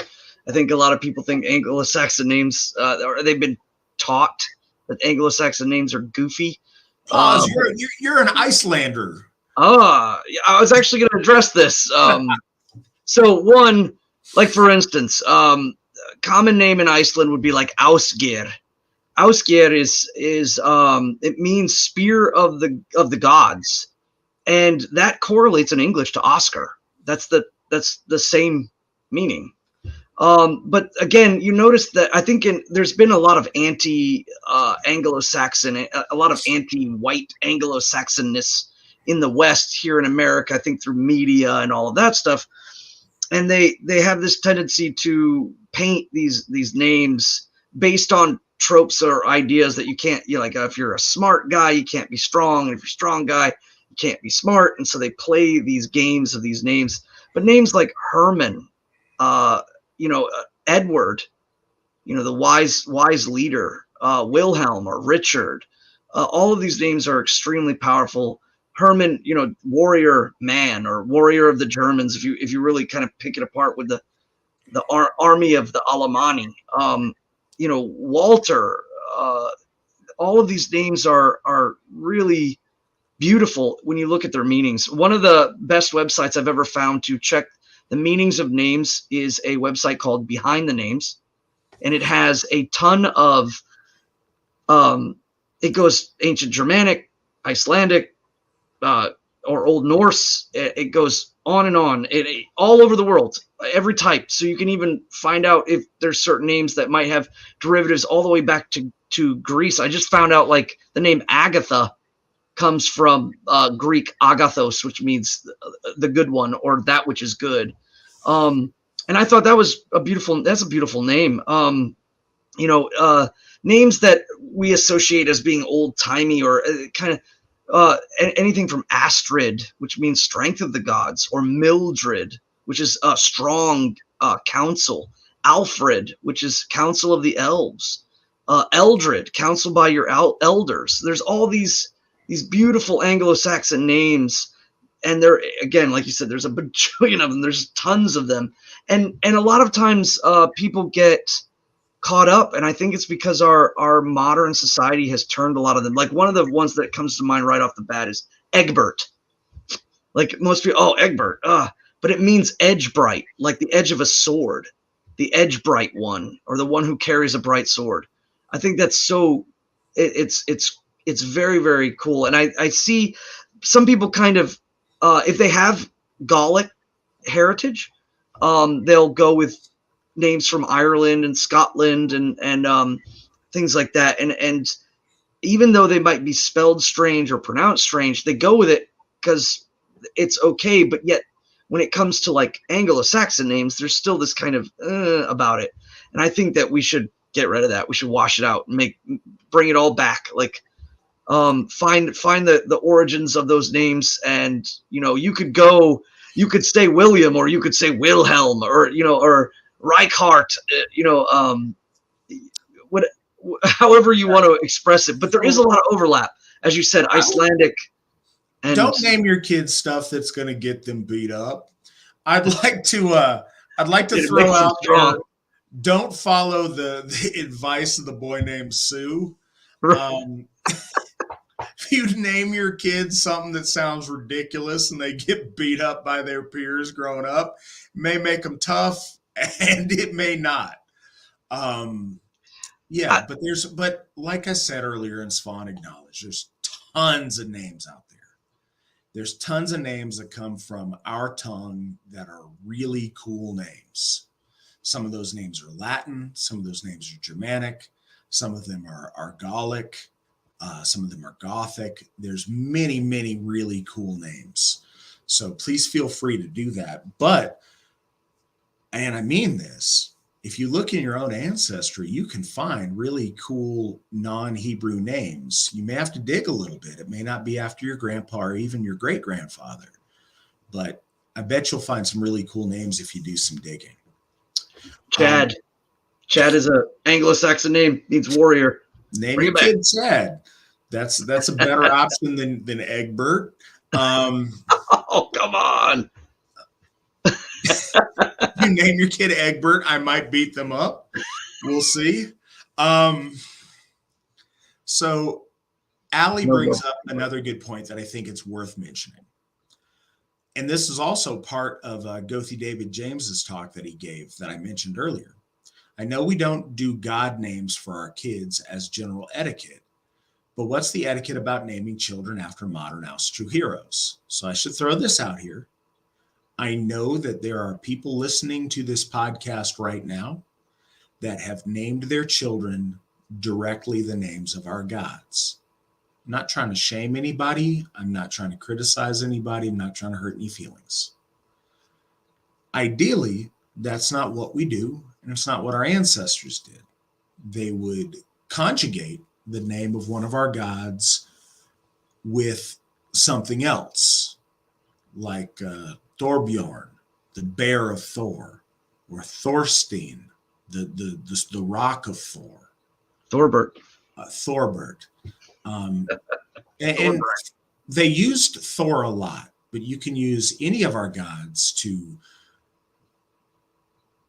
conjugate with another word that means, X of this god, that still honors that god without substituting the god's name for our children's name. But again, I know that my intention is not to hurt any feelings with that. What I'm willing to hurt feelings on, and I want you guys to stop doing, is please don't name your pets after our gods. Please stop. That's what I was going to say. People do that. It's really common. I understand it's a thing. Sometimes it's probably not done with, you know what? Most all the time, it's not done with bad intentions. But please don't do that. Let's stop naming our pets after our gods. But yeah, the idea of naming our children after modern Asatru heroes, I think, is a beautiful thing to do. Certainly naming them after our ancient heroes is great, but I think, naming a child after Elsie Christensen or after Alexander Rudd Mills or,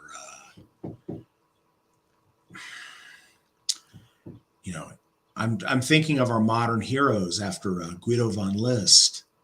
If you wanted to name them after either Hoskold or Stubba, after John Gibbs Bailey or John Ewell, I think John is a name that you'd want to avoid and try to find the Germanic equivalent to John. But naming them after our modern heroes, I think, is a beautiful thing to do. And I hope people do that. I hope people start doing that. I think that's a really cool thing to do. Do you have any thoughts on this, Svan? Yeah, I think that's great. I some people I know, like with Alexander, sometimes I know the Nordic equivalent that came about was Axel. That's actually a lot of names morph over time. Like Hrodolf in Hrodolf has turned into Rudolph or Rodolfo amongst even it spread all the way through the Latin speaking countries. They have a lot of Germanic names that you can see in their language, even down to like Rollo and things. So there's lots of evolutions of those names that you could easily equate to if you didn't want to go with full spellings or things of that nature. There's a lot of stuff you could do. Behind the Name is a great website. But again, you had mentioned too, like Philip is a Greek name, Philippos, that the friendly horse is what it means, is that the horse that is a joy to ride. It was seen as such a culturally good thing to have a horse and to be able to ride to the horizon on a horse, the freedom of it. And so that there's a lot of correlation in names with the history of it, and knowing it and teaching your kids. I grew up, I'm named after my grandfather, and Svan is one apparently very hard for people to say. There's a lady that still calls me Seven. I don't know why. She calls me Seven every time I walk into the store. But the Filipino and Spanish direct, like they can't say S and V, they have to say S and B. So I've been called Saban in some of my jobs and things of that nature. So when you have a name like that gets confused, or again Swan, Swanee, I've heard it all, and but all the while having pride in having my grandfather's name has it's a character building, I believe, for every child growing up, because children are, children. They're going to be that way, but never relenting. That was my grandfather's name, and I held on to that despite the jokes and all of that. But speaking of, like you had said with like Thorbjorn, my middle name is Odolf, and it's Other is frenzy or staticism, but it's also kind of Odin's wolf, or Other is just ecstatic. But yeah, you can, so many names, so many cool things that you can do. But look at the Anglo-Saxon names. There's a lot of them that correlate as well. Yeah, Svan started mentioning Alexander. If I were a Spaniard, I would absolutely want to be named, or name my male child Alejandro. Alejandro, I've always thought it's a really cool Spanish version of a neat name. So because we're flapping our gums longer, we have one more question. Sierra asks, what's the saga behind Njord and his wife met, and how Frey and Freyr came to be? Svan, direct people to lore primary evidence for these things. Well, it's mentioned in the Gylfaginning, and that correlates to. Well, let me make sure I don't mess this up. But it's see, that's the thing, is they're referenced a lot of the lore that we get even from Freyja. Freyja's lore comes from like Hindluljóð, and that is actually mentioned. It's mentioned in the Prose Eddas, but there's no entirety of it. It's actually in the Flateyjarbók, I think is. I'd have to look it up to make sure I'm pronouncing it correctly, but it's actually spoken there in its entirety. So there's references kind of all throughout. When we talk about the exact ones, let's see, we're looking at Njord and Skadi in direct reference. Let me see here, because the Gylfaginning clearly mentions it. And now everything's working slowly.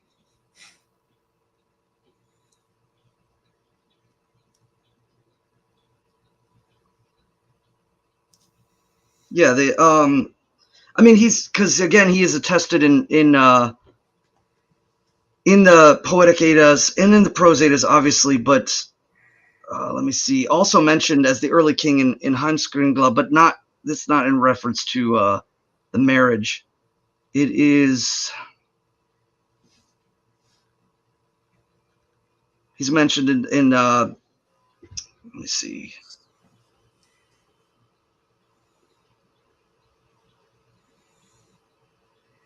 Yeah, like okay. So I mean, yes, it's every like Grimnismal and the flighting of Loki, of course, is mentioned there as well. Exact. Yeah, the Gylfaginning, and in the Skalddrapas, the Skalskarparmal, he's referenced as well in the wedding. So those two, in particular, mention him with his marriage to Skadi after the death of Thiazi. So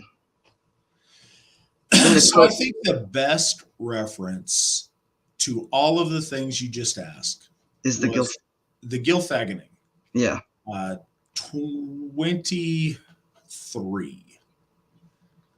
The third among the Aesir is he that is called Njord. He dwells in heaven, in the abode called Noaten. He rules the course of the wind and stills sea and fire. On him shall men call for voyages and for hunting.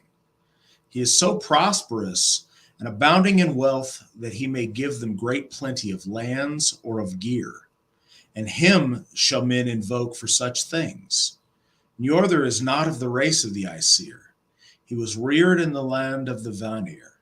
But the Vanir delivered him as a hostage to the gods, and took for hostage in exchange to him that men called Honir. He became an atonement between the gods and the Vanir. Njord has to wife a woman called Skadi, daughter of Thjasti, the giant.